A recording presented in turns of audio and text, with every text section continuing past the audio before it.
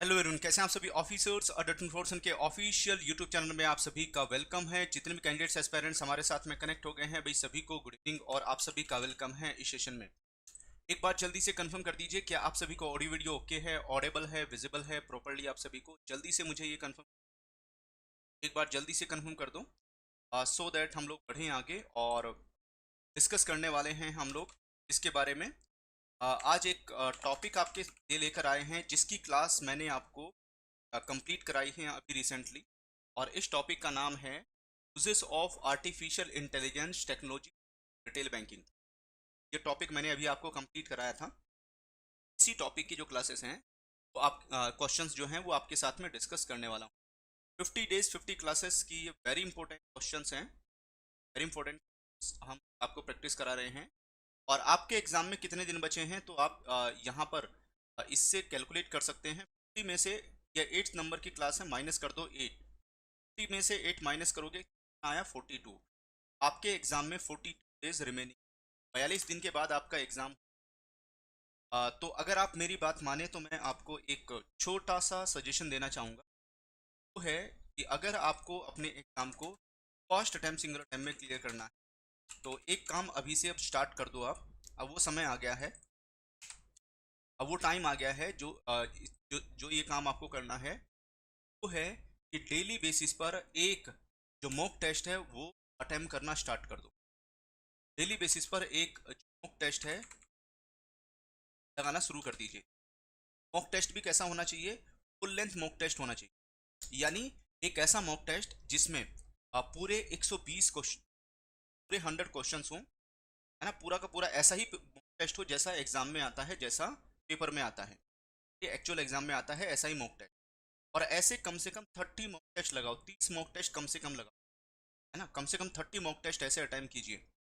Daily एक target बना लो कि मुझे एक दिन में एक मॉक टेस्ट लगाना है। ऐसा भी कर सकते हैं कि एक दिन आईआईएफएस का लगाया, एक दिन कम से कम 40 मॉक टेस्ट, 10-10 मॉक टेस्ट हर सब्जेक्ट के लगाओ। एक दिन आईआईएफएस का, एक दिन पीपीबी का, एक दिन आरबीडब्ल्यूएम का, एक दिन एएफएम। ऐसे भी कर सकते हैं आप, है ना, ऐसे भी अटेम्प्ट कर सकते हैं। या ऐसे कर लो, पहले 10 मॉक टेस्ट आईआईएफएस के लगा लो, फिर उसके बाद में जो 10 मॉक टेस्ट हैं वो पीपीबी के, 10 मॉक टेस्ट एफएम के, फिर 10 आरबीडब्ल्यू। ऐसे भी आप अटेम्प्ट कर सकते हैं, जैसे आपको कंफर्टेबल लगे करें। लेकिन 40 मॉक टेस्ट हर पेपर के कम से कम 10-10 मॉक टेस्ट लगाना शुरू कर दो। 4 पेपर हैं, 10 मॉक टेस्ट भी अगर आप अभी से भी शुरू करोगे लगभग 40 दिन में आपके जाकर कंप्लीट होंगे, डेज में जाकर आपके कंप्लीट, है ना।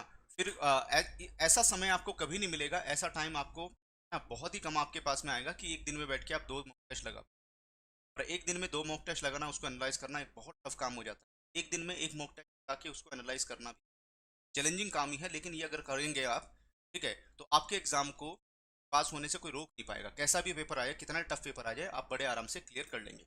और उसी कड़ी में हम लगातार आपकी जो हेल्प है ऑफिसर अड्डा 24 चैनल पर भी कर रहे हैं।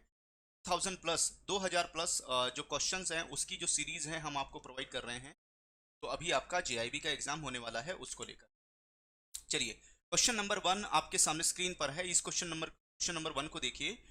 विच of the following best describe the primary purpose of using advance computer algorithm in banking technology?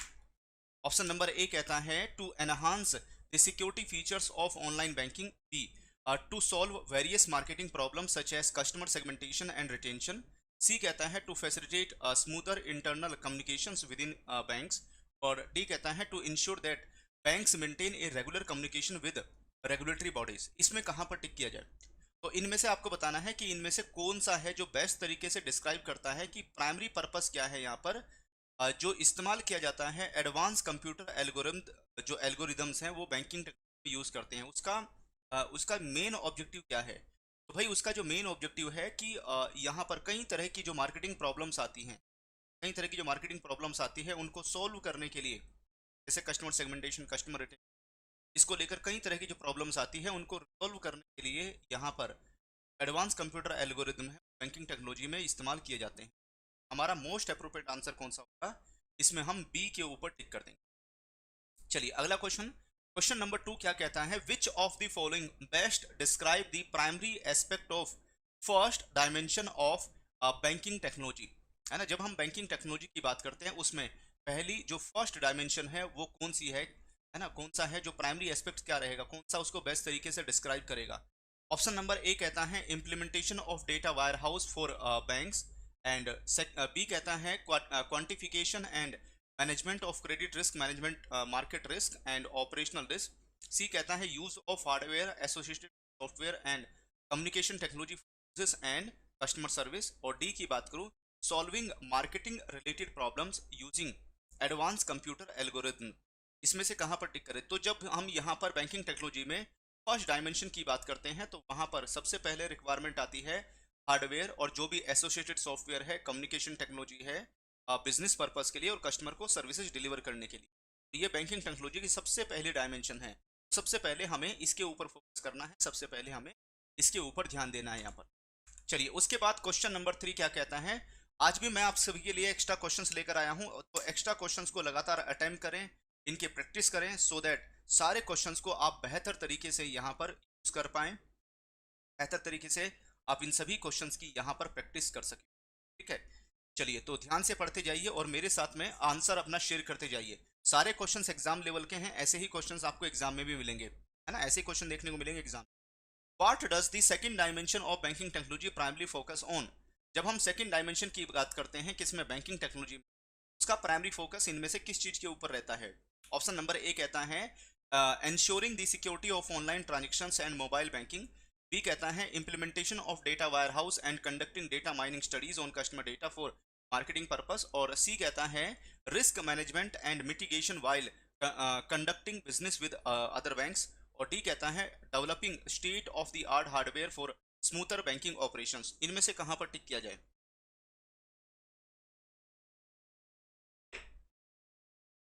तो भाई इनमें से हम कहां पर टिक करें? तो जो सेकंड डायमेंशन है बैंकिंग टेक्नोलॉजी वो कौन सी हो जाएंगी? तो जो सेकंड अगर मैं डायमेंशन की बात करूं उसका मेन फोकस रहता है किसके ऊपर? Implementation of data wire house, है ना। बैंक के पास में यहाँ पर बड़े बड़े जो डेटा वायर हाउस होने चाहिए, सो दैट सारा जो डेटा है वो क्या कर सके, बैंक सारा डेटा अपने पास स्टोर करके रख सके। और उसके बाद में यहाँ पर डेटा माइनिंग टेक्निक्स भी बैंक के पास में होनी चाहिए, सो दैट डेटा माइनिंग जो स्टडीज हैं वो कंडक्ट की जा सके। जब डेटा होगा, डेटा माइनिंग टेक्निक्स होगी, तभी यहाँ पर स्टडीज कर पाएंगे कस्टमर डेटा को लेकर, सो दैट यहाँ पर मार्केटिंग पर्पस के लिए इस डेटा का इस्तेमाल कर सकें, मार्केटिंग पर्पस के लिए इस डेटा का यूज कर सकें। जब भी बैंक को क्रॉस सेलिंग करनी, अप सेलिंग करनी है तो या बैंक जब भी अपना नया प्रोडक्ट लेकर आता है तो उस केस में यहाँ पर रिक्वायरमेंट होती है, यहाँ पर जरूरत होती है इसकी डेटा माइनिंग की रिक्वायरमेंट होती है, सो दैट हम अपने जो बिजनेस है वो इसको इंक्रीज कर सके, अपने इसको बढ़ा सकें यहाँ पर। नेक्स्ट क्वेश्चन, क्वेश्चन नंबर 4 क्या कहता है? Which dimension of banking technology is most concern with risk faced by banks in their operations. इसमें से कौन सी जो डायमेंशन है बैंकिंग टेक्नोलॉजी की that is most concern with risk faced banks in their operation? वो फर्स्ट डायमेंशन है, second dimension है, थर्ड डायमेंशन है, या none of the above dimension focus on risk management? इनमें से कौन सी? जो फर्स्ट डायमेंशन है focusing on the use of appropriate hardware and communication technology. B second जो डायमेंशन है वो क्या कहती है? That is centred around data mining and marketing problem. और जो थर्ड डायमेंशन है उसका dedicated to the measuring and managing various kinds of risk like credit risk, market risk and operation. तो यहाँ पर हमारा आंसर कौन सा हो जाएगा? फोकस करेंगे सी के ऊपर। जो तीसरी डायमेंशन है यहाँ पर वो किसके ऊपर? रिस्क मैनेजमेंट के ऊपर काम करती है ना। जो credit risk, market risk, operational risk, ये कई तरह के जो रिस्क बैंक फेस करता है इसके ऊपर फोकस रहता है। इसमें हम किसके ऊपर? सी के ऊपर टिक। चलिए आगे बढ़ते हैं, नेक्स्ट क्वेश्चन नंबर 5 की तरफ मूव करेंगे। What has remained consistent in the banking industry despite changes over the decades? है ना। अगर मैं किसकी बात करूं यहाँ पर, What has remained consistent, है ना, जो कौन सा इसमें कंसिस्टेंट है जब हम बैंकिंग इंडस्ट्री की बात करते हैं। हालांकि यहाँ पर है ना कई डिकेड से पिछले 10-20 सालों से लगातार यहाँ पर क्या हो रहा है, जो बैंकिंग इंडस्ट्री है उसमें चेंजेस आ रहे हैं, बदलाव आ रहे हैं। ऑप्शन नंबर ए कहता है technology tools used in banking. B the way banks provide their service. C कहता है the fundamental nature of customer need for banking services. D कहता है रेगुलेटरी फ्रेमवर्क गवर्निंग बैंक्स। इनमें से कहां पर टिक करें? तो आंसर कौन सा हो जाएगा? सी, जो फंडामेंटल नेचर है यहाँ पर कस्टमर की नीड को लेकर, है ना, बैंकिंग सर्विसेज को लेकर, वो यहाँ पर सेम ही है ना, वो कंसिस्टेंस है यहाँ पर बैंकिंग इंडस्ट्रीज में। ओवर दी यहाँ पर जो चेंज है, लगातार चेंज हो रहा है, बदलाव हो रहा है। हालांकि अगर हम कस्टमर की नीड की बात करें, वांट की बात करते हैं, तो उसकी जो एक्सपेक्टेशंस है लगातार इंक्रीज हो रही हैं, लगातार यहाँ पर उसकी एक्सपेक्टेशन बढ़ रही हैं। चलिए आगे बढ़ेंगे। Next question number 6, which of the following have been the most significant influencer on the banking industry in the past decades, है ना। अगर हम पिछले 10-20 सालों की बात करते हैं, उसमें जो बैंकिंग इंडस्ट्री है उसमें मोस्ट सिग्निफिकेंट इन्फ्लुएंसर कौन रहा है, किसका इम्पैक्ट सबसे ज़्यादा आया है बैंकिंग इंडस्ट्री के ऊपर।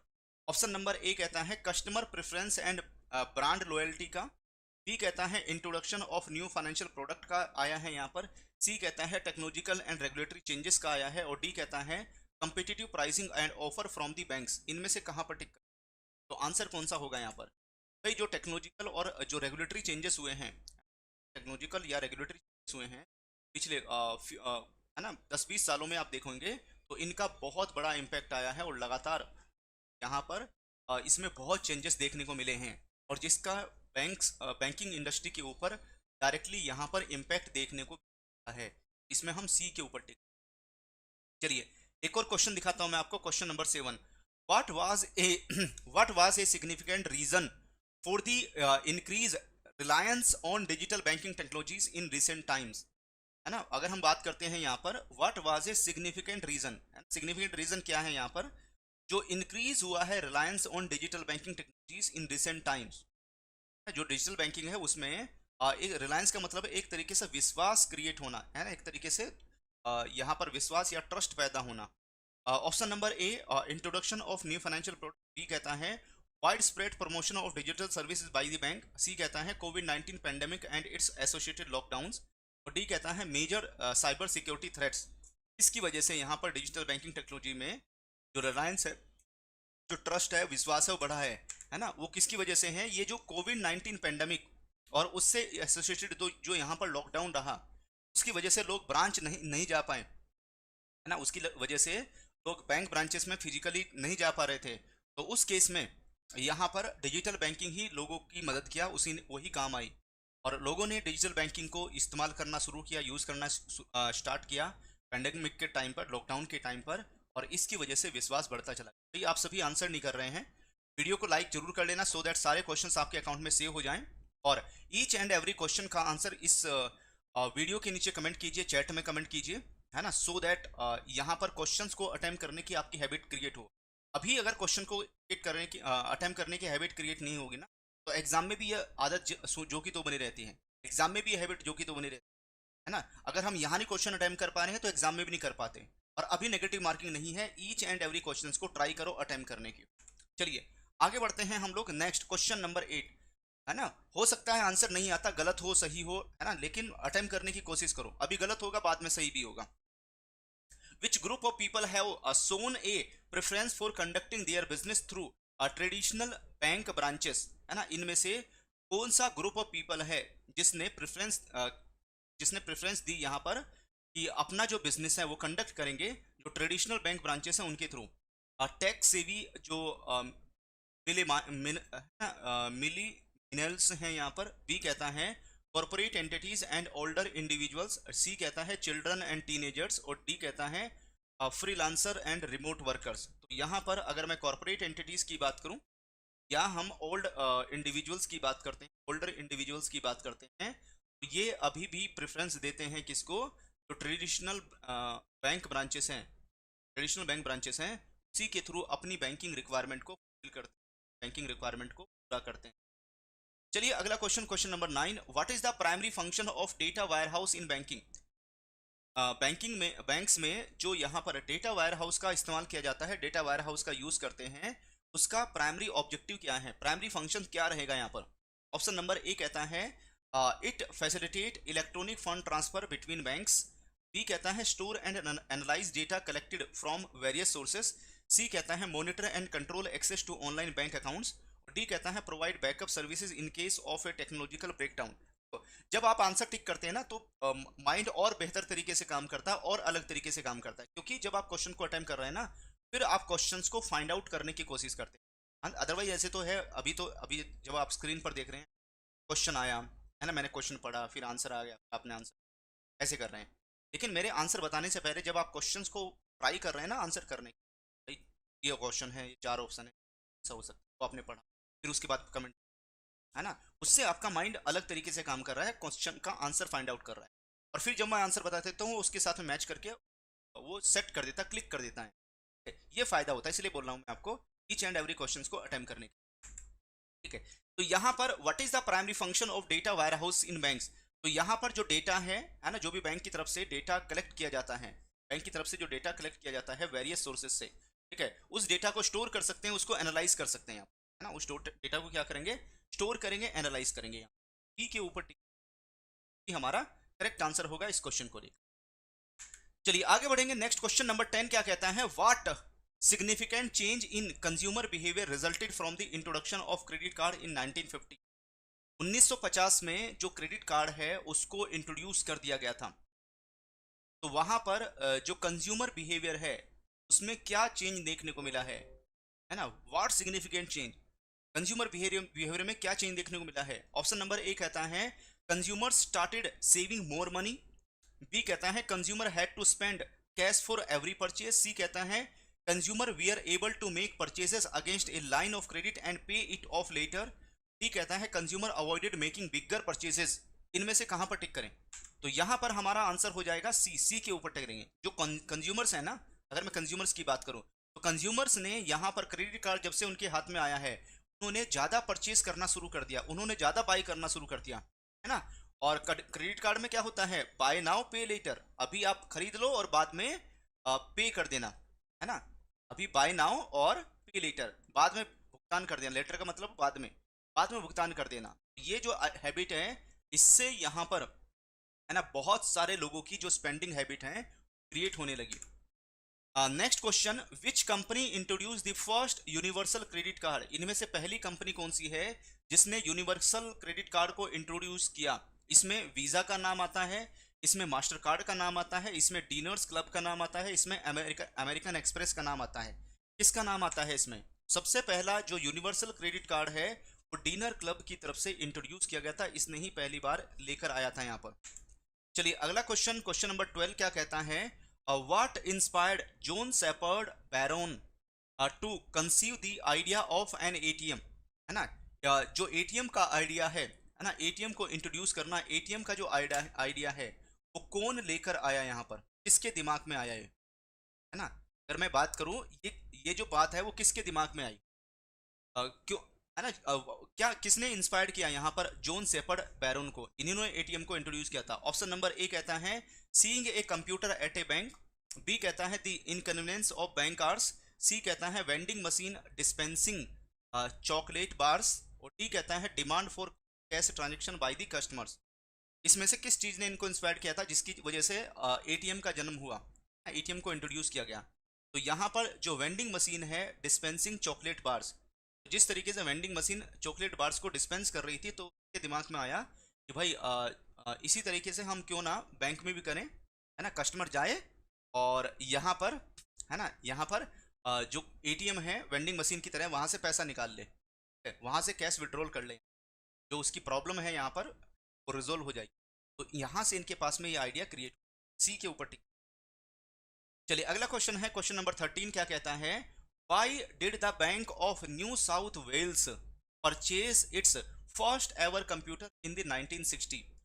1960 में, 1960 में यहाँ पर पहला जो कंप्यूटर परचेज किया था किसने, Bank of New South Wales ने। क्यों परचेज किया था उसने, option number A to develop the first ATM, B कहता है to centralise its trading accounts and replace machine accounting operations used in the branches, C कहता है to facilitate electronic payment system, और डी कहता है to connect with SWIFT payments network. इनमें से कहां पर टिक, तो यहाँ पर इन्होंने एक तो अपने जो ट्रेडिंग अकाउंट है अपने ट्रेडिंग अकाउंट को सेंट्रलाइज करने के लिए, और जो इनके पास में जो अकाउंटिंग ऑपरेशंस के लिए जो मशीन इस्तेमाल की जा रही थी, यूज़ कर रहे थे ब्रांचेस में, उनको रिप्लेस करने के लिए इन्होंने पहली बार फर्स्ट टाइम यहाँ पर कंप्यूटर परचेज किए थे। आंसर कौन सा हो जाएगा, इसमें हम बी के ऊपर टिक करेंगे, बी हमारा करेक्ट आंसर हो जाएगा। चलो आगे बढ़ेंगे हम लोग, next question number 14, when was the international SWIFT payment network establish, है ना। स्विफ्ट का पूरा नाम क्या है,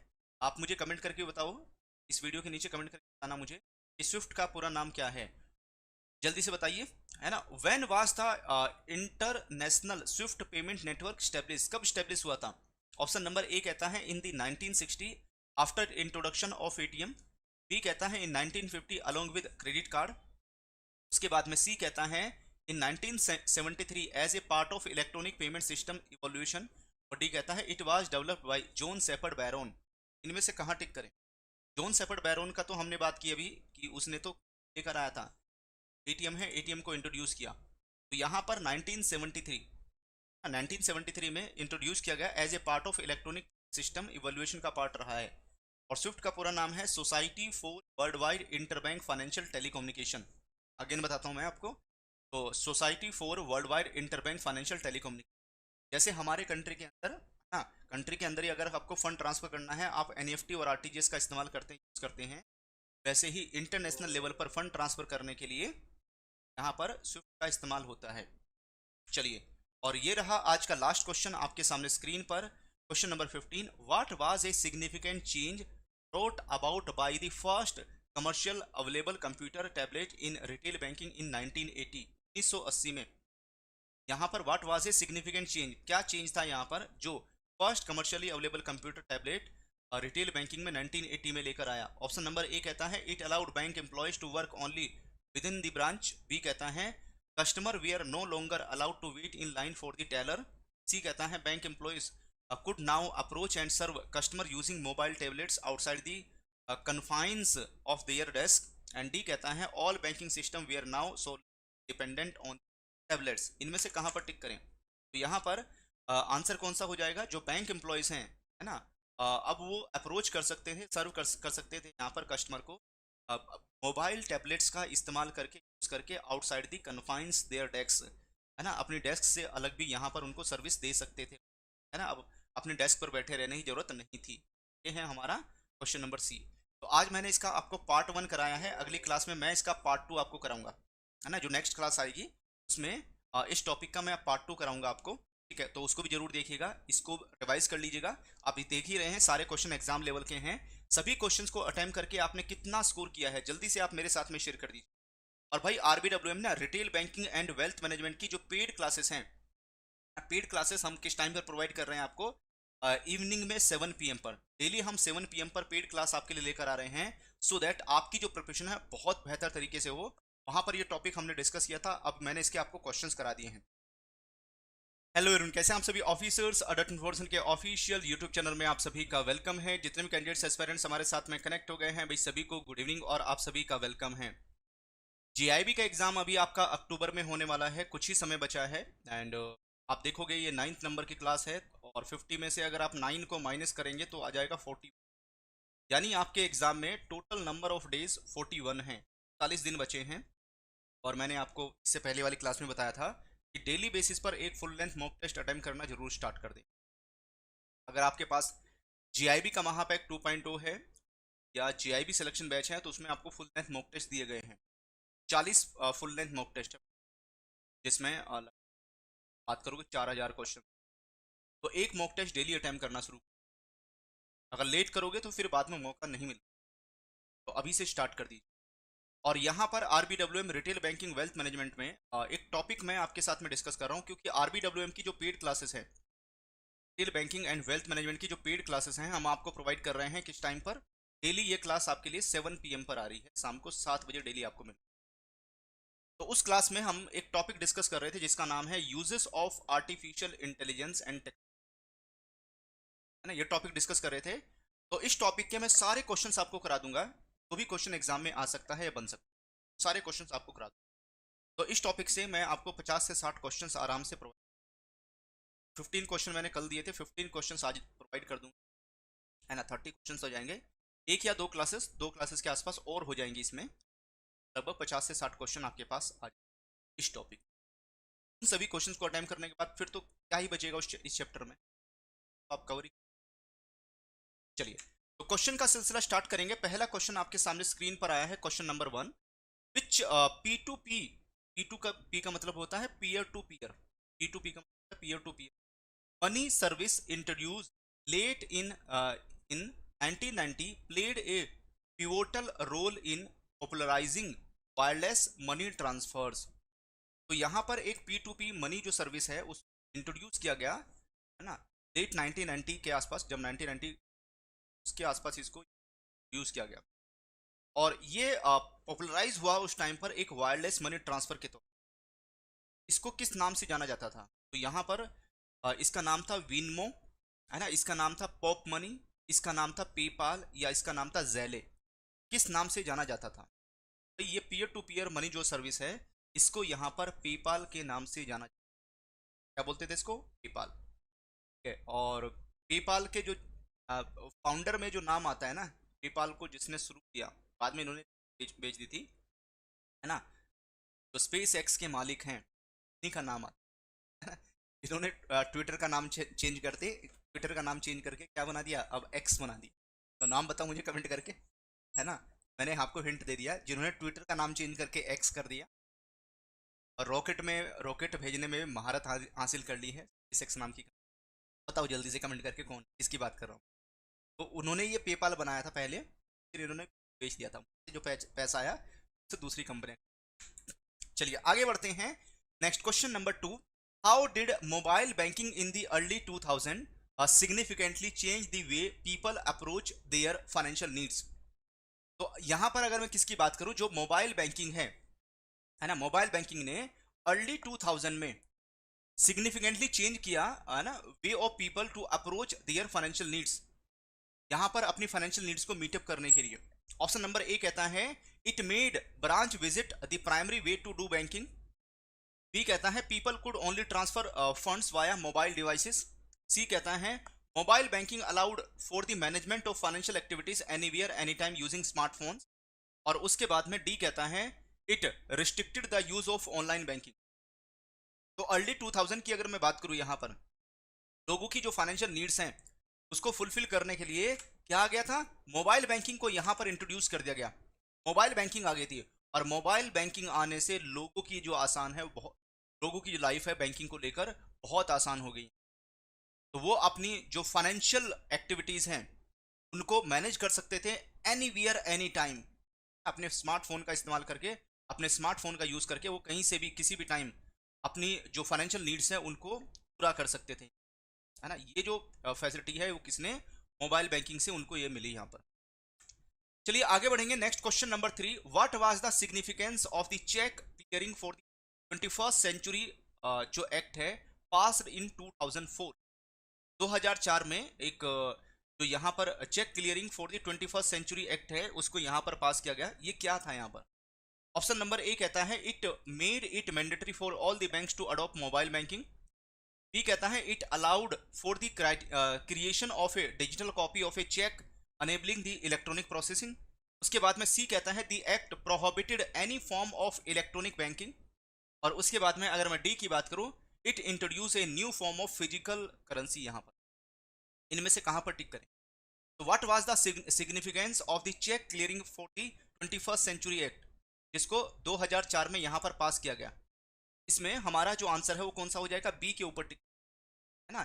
it allowed for the creation of digital copy of a cheque enabling electronic processing. ठीक है, इसने क्या किया यहाँ पर कि एक जो डिजिटल कॉपी है यहाँ पर अलाउ कर दिया गया कि आप डिजिटल कॉपी को क्रिएट कर सकते हैं चेक की, और उसकी इलेक्ट्रॉनिक प्रोसेसिंग कर सकते हैं। हालांकि चेक की स्पेलिंग यहाँ पर गलत आ रही है, आजकल ऑटो करेक्ट लग जाता है ना, ऑटो से। तो यहाँ पर उसको इलेक्ट्रॉनिक फॉर्म में यहाँ पर अलाउ कर दिया गया, इलेक्ट्रॉनिक फॉर्म में इस चीज को लेकर आया गया यहाँ। चलिए आगे बढ़ेंगे। Next question number 4, which of the following statement is true regarding evaluation of mobile payment technology in the early 2010? 2010 में, है ना। कब की बात करूं? अगर मैं 2010 की बात करूं, अगर 2010 की बात करूं, तो which of the following जो स्टेटमेंट है that is true regarding, तो यहाँ पर मोबाइल पेमेंट जो टेक्नोलॉजी है उसमें इवोल्यूशन हुआ 2010 में हुआ। बहुत बड़ा चेंजेस हुआ, बहुत बड़े बदलाव हुए इस टाइम पर। 2008 के बाद का समय बहुत तेजी से चेंज हुआ है। ऑप्शन नंबर ए कहता है Google wallet was launch in 2014 to rival Apple pay. B कहता है Apple pay was the first mobile payment technology introduce. C कहता है Google wallet introduce in 2011 allowed user to make purchases using their phones. उसके बाद में D कहता है यहाँ पर Apple Pay and Google Wallet were both introduce in 2011। यहाँ पर सी के ऊपर टिक करेंगे। जो गूगल वॉलेट है उसको 2011 में इंट्रोड्यूस कर दिया गया। गूगल ने बहुत बड़े रिवॉल्यूशन लेकर आया है यहाँ। उसके बाद में जो गूगल वॉलेट है उसने तो यूज़र हैं उनको अलाउ कर दिया था कि वो अपने मोबाइल का इस्तेमाल करके अपने फ़ोन का यूज़ करके वो यहाँ पर परचेजेस कर सकते हैं, बाई कर सकते हैं और पेमेंट कर सकते हैं। उनको इस चीज़ को यहाँ पर अलाउ कर दिया गया। तो इसमें हम सी के ऊपर टिक। चलिए बढ़ते हैं क्वेश्चन नंबर 5 की तरफ। सारे क्वेश्चन एग्जाम लेवल के हैं, वही स्टेटमेंट बेस्ड क्वेश्चन मैं आपको प्रोवाइड कर रहा हूँ जिस तरह के स्टेटमेंट बेस्ड क्वेश्चन एग्जाम में आते हैं। विच of the following statement is true regarding advancements in the security and authentication in banking during 2015। तो 2015 में है ना, अगर हम 2015 की बात करते हैं तो कौन सी स्टेटमेंट ट्रू है यहाँ पर, जब एडवांसमेंट की बात करते हैं, सिक्योरिटी एंड ऑथेंटिकेशन की बात करते हैं, किसमें, बैंकिंग में। तो ऑप्शन नंबर ए कहता है bank of America was the first bank to introduce EMV chip technology. B कहता है touch ID was introduce to replace EMV chip cards. C कहता है EMV chips encrypt and tokenise information enhancing card security during the payments. और D कहता है जो fingerprint authentication है that was introduce by all banks in 2015 में। तो यहाँ पर हम किसके ऊपर टिक करेंगे, सी के ऊपर टिक कर देंगे। तो EMV चिप है ना, जो EMV चिप्स है that is encrypted and tokenise किया गया इंफॉर्मेशन को, यानी कोई भी यहाँ पर कोई भी जो कार्ड के थ्रू पेमेंट एक्सेप्ट कर रहा है वो यूजर की इंफॉर्मेशन को अपने पास स्टोर करके नहीं रखेगा, है ना, वो यूजर की इंफॉर्मेशन को अपने पास स्टोर करके नहीं रखेगा यहाँ पर। और जो कार्ड सिक्योरिटी है पेमेंट के दौरान वो एनहांस हो गई, जो सिक्योरिटी है वो इंक्रीज हो गई। ये एक बहुत बड़ा जो फायदा है, ये एक बहुत बड़ा जो बेनिफिट है इसमें यहाँ पर मिला, है ना, ये एक बहुत बड़ा जो फायदा है इसमें यहाँ पर देखने को मिला। और इसी आज के समय में आप देखोगे जितने भी सारे कार्ड्स आते हैं वो चिप वाले कार्ड्स आते हैं, है ना, जितने आजकल देखो चिप वाले कार्ड्स आते हैं। जो ब्लैक पट्टी वाले कार्ड्स थे वो हट गए अब, है ना, जो मैग्नेटिक जो स्ट्रिप वाले कार्ड थे उसमें बहुत सारे फ्रॉड होने लगे थे, वो हट गए। अब कौन से, EMV वाले जो कार्ड है। EMV का फुल फॉर्म भी याद रखना है, EMV का पूरा नाम क्या हो जाएगा, Europay Mastercard and Visa. EMV Europay Mastercard and Visa, it is the full form EMV। चलिए आगे बढ़ेंगे, next question number 6। Question number 6 क्या कहता है यहाँ पर, इसको देखिए। What is a primary expectations of a consumer from their financial institution in the current era of banking. Option number A consumers want to initiate all conversation with their banks. B कहता है consumers expect their financial institution to manually update them about their finances.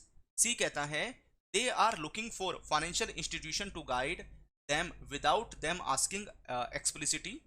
और D कहता है consumers are becoming less reliant on technology for banking.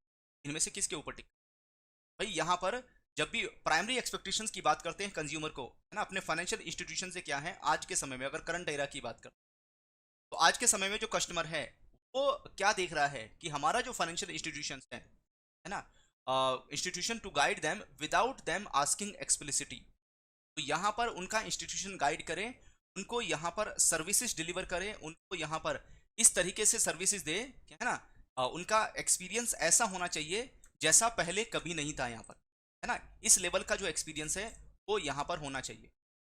और आज के समय में दूसरी बात यह है कस्टमर बिल्कुल भी वेट नहीं करना चाहता, कस्टमर को यहाँ पर सेकंड्स में है ना, विद इन सेकंड्स यहाँ पर सर्विसेज चाहिए, ठीक है।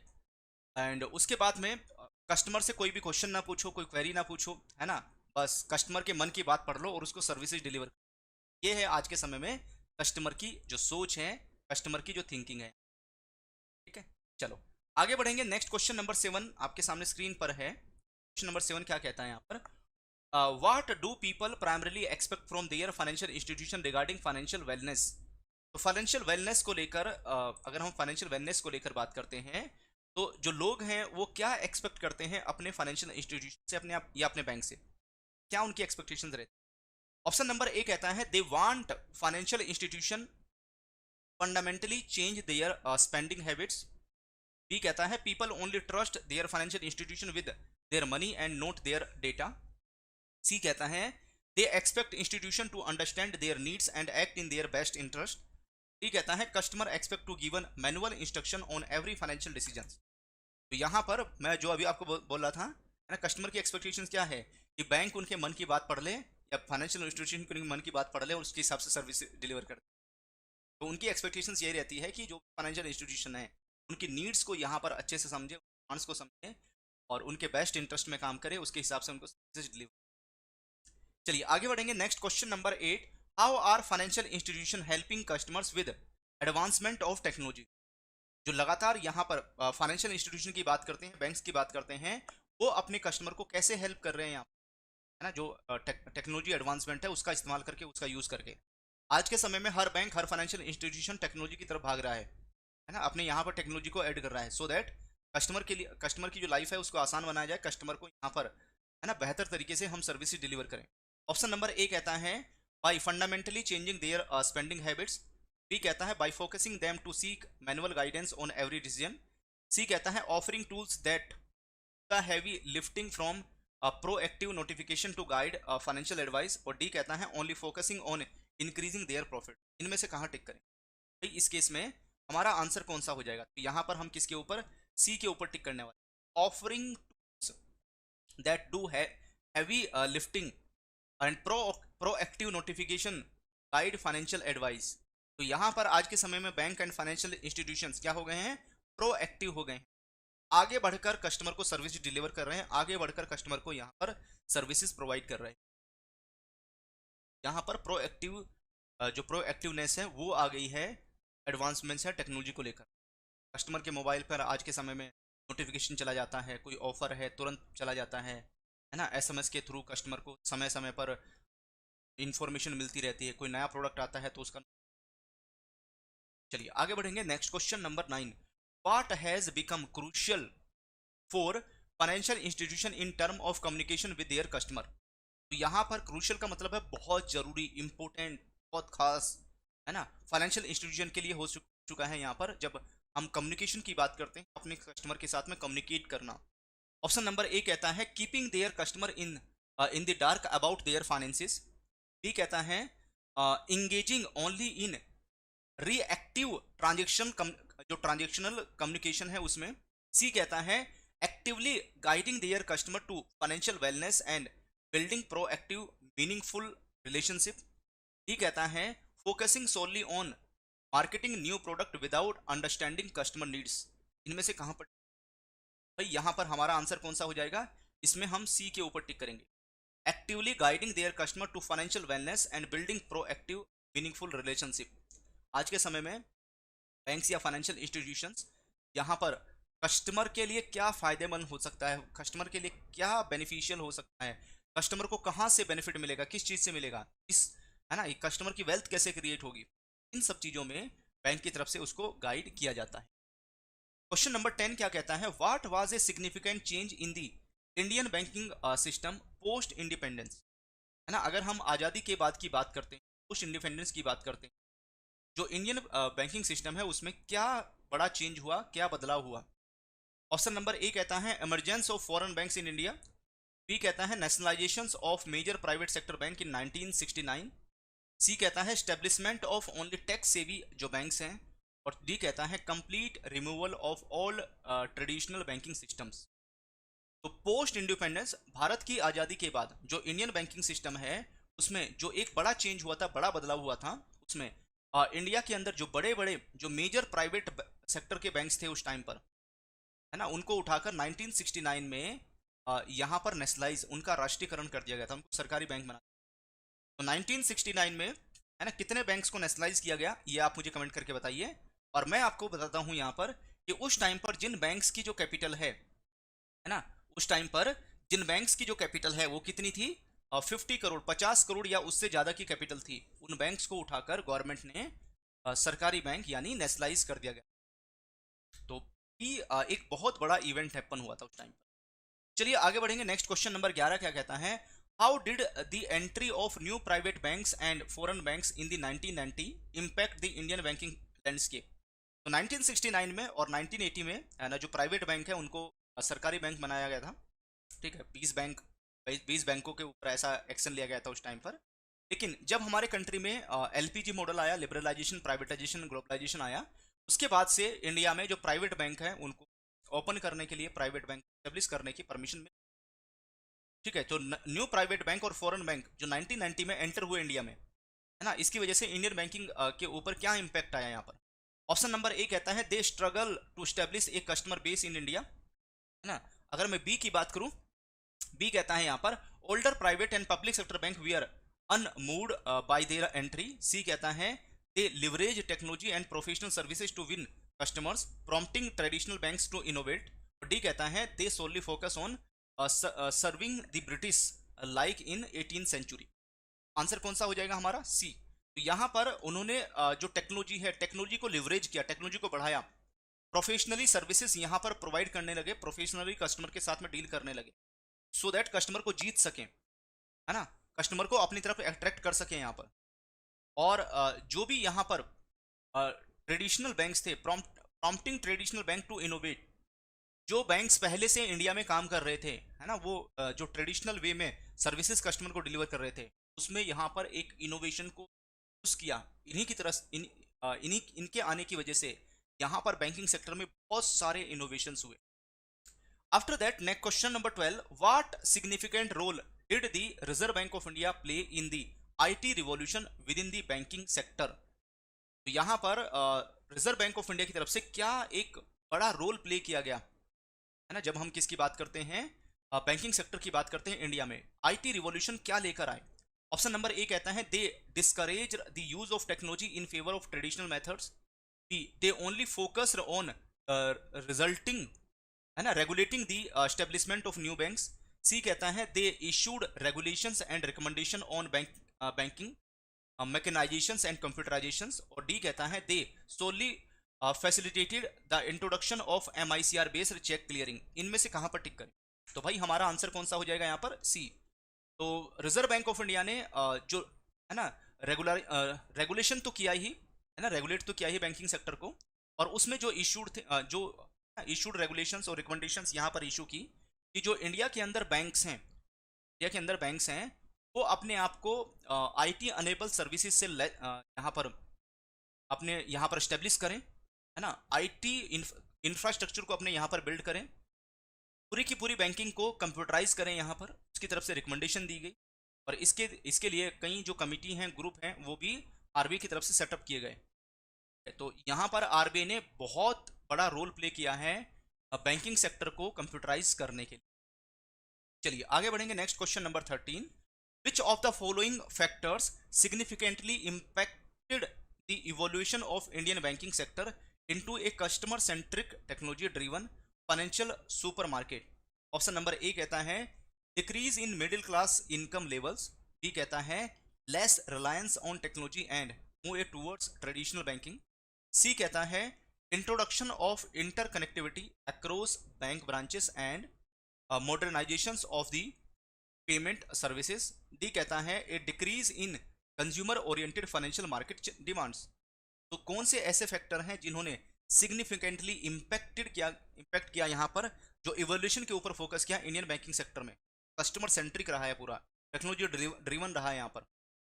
तो उसमें जो इंटरकनेक्टिविटी है अक्रॉस दी बैंक ब्रांचेस, है ना, एक बैंक ब्रांच को दूसरी बैंक ब्रांच के साथ में कनेक्ट कर दिया। आज के समय में बैंक ब्रांच नहीं है, आज के समय वो पूरा बैंक है। किसी भी ब्रांच के पास चले जाइए आप, ठीक है, वो अपने आप में पूरा बैंक है वहाँ। अब यहाँ पर डोमेस्टिक ब्रांच और किसी अदर सिटी की ब्रांच का कोई डिफरेंस नहीं है, चाहे अपने होम टाउन में जाकर बैंकिंग सर्विसेज ले लो या किसी दूसरे शहर में जाकर सर्विसेज ले लो, उसी बैंक से सेम लेवल है आज के समय में। तो सारी बैंक ब्रांचेस क्या हो गई, आपस में इंटर हैं, और जो पेमेंट सर्विसेज है वो मॉडर्नाइज हो गई हैं। आपने देखा होगा NEFT, RTGS, UPI, IMPS, है ना, ये सब चीज़ें आ गई यहाँ पर। चलिए, what was a pivotal change in the banking industry post the economic liberalisation in 1991। 1991 के बाद में जो इकोनॉमिक लिबरलाइजेशन हुआ, LPG मॉडल को इम्प्लीमेंट किया गया, क्या चेंज लगता है आपको, क्या बदलाव आया, है ना, क्या चेंज आया? ऑप्शन नंबर ए कहता है bank reverted to their old ways of functioning without technology. B कहता है banks started offering only traditional banking product and services. C कहता है booming of the IT industry paved way for business process automation in the banking. और D कहता है RBI discourage banks from modernising and adapting to technological changes. इनमें से कहां पर tick करें, सा हमारा आंसर हो जाएगा। तो उस केस में हमारा जो आंसर है वो कौन सा, सी के ऊपर टिक करेंगे। तो आईटी इंडस्ट्री है ना, आईटी इंडस्ट्री में बूम आया है यहाँ पर, है ना, पोस्ट 1991। और जो बिजनेस प्रोसेस हैं वो ऑटोमेशन में हो गए हैं बैंकिंग, है ना। आज के समय में आप कैश डिपॉजिट को लेकर बात करो, विड्रॉ बात करो, कैश डिपॉजिट मशीन, ये सब चीजें आ गई हैं। उसके बाद में आज का लास्ट क्वेश्चन है which of the following was not mention as a landmark development facilitated by RBI in the banking industry. भाई वीडियो को लाइक जरूर कर लेना, सारे क्वेश्चंस एग्जाम लेवल के हैं। इन क्वेश्चंस को आपको एक बार और रिवाइज करना होगा एग्जाम से पहले, और उसके लिए सारे क्वेश्चंस आपके पास अवेलेबल रहने चाहिए। तो इसके लिए वीडियो को लाइक कर लो। वीडियो को लाइक करने से ये सारे जो क्वेश्चंस हैं आपके अकाउंट में जाकर सेव हो जाएंगे। एग्जाम से पहले जब भी आप इनको रिवाइज करना चाहेंगे, रिविजन पर्पस के लिए आपके पास अवेलेबल हो जाएंगे। इस क्वेश्चन का आंसर करो। जो आरबीआई की बात करते हैं, आरबीआई का कौन सा यहां पर लैंडमार्क डेवलपमेंट नहीं है, नोट नेगेटिव में। ऑप्शन नंबर ए कहता है introduction of MICR based cheque clearing. B कहता है discouraging interconnectivity across bank branches. C कहता है लॉन्च ऑफ यूपीआई। डी कहता है modernisation of payment services through real time growth settlement. तो यहाँ पर discouraging interconnectivity across the banks branches, है ना। तो डिस्कनेक्टिविटी के लिए डिस्करेज तो नहीं किया यहाँ पर आरबीआई ने तो क्या किया, इंक्रीज किया है यहाँ पर कि जो अक्रॉस द बैंक ब्रांचेस है वहां पर इंटरकनेक्टिविटी होनी चाहिए, आपस में जुड़ी हुई होनी चाहिए। बी गलत है, ए सही है, सी सही है, डी सही है हमारा। तो इसमें हम किसके ऊपर, बी के ऊपर टिक। ये थे बहुत अच्छे लेवल के क्वेश्चन, 15 क्वेश्चन। इन सभी क्वेश्चंस को अटेम्प्ट करके आपने कितना स्कोर किया है यहाँ पर मेरे साथ में शेयर कर दीजिए। हेलो, कैसे हैं आप सभी ऑफिसर्स। अडल्ट इन्फोर्समेंट के ऑफिशियल यूट्यूब चैनल में आप सभी का वेलकम है। जितने भी कैंडिडेट्स एस्पायरेंट्स हमारे साथ में कनेक्ट हो गए हैं, भाई सभी को गुड इवनिंग और आप सभी का वेलकम है इस सेशन में। एक बार जल्दी से कंफर्म कर दीजिए कि आप सभी को ऑडियो वीडियो ओके है, ऑडिबल है, विजिबल है प्रॉपर्ली आप सभी को।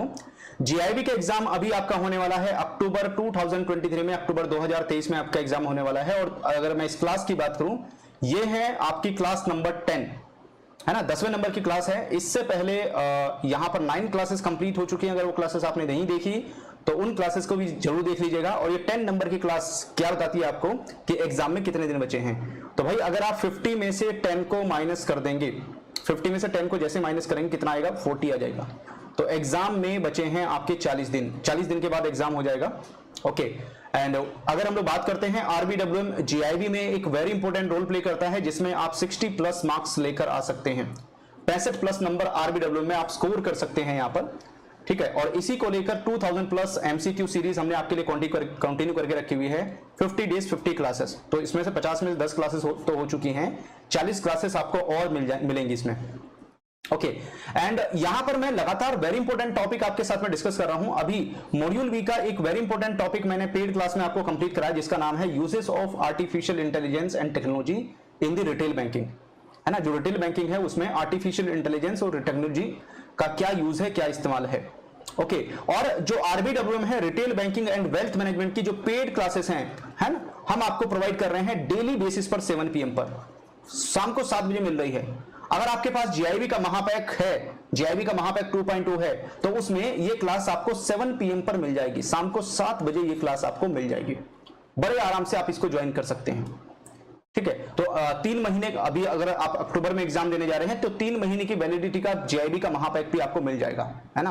वो फैसिलिटी भी आपके लिए अवेलेबल है यहाँ पर। चलिए क्वेश्चन का सिलसिला स्टार्ट करेंगे। पहला क्वेश्चन नंबर 1 आपके सामने स्क्रीन पर आया है। विच innovation resulted in a significant decrease in the number of walk-in customers at bank branches due to direct access to the bank accounts?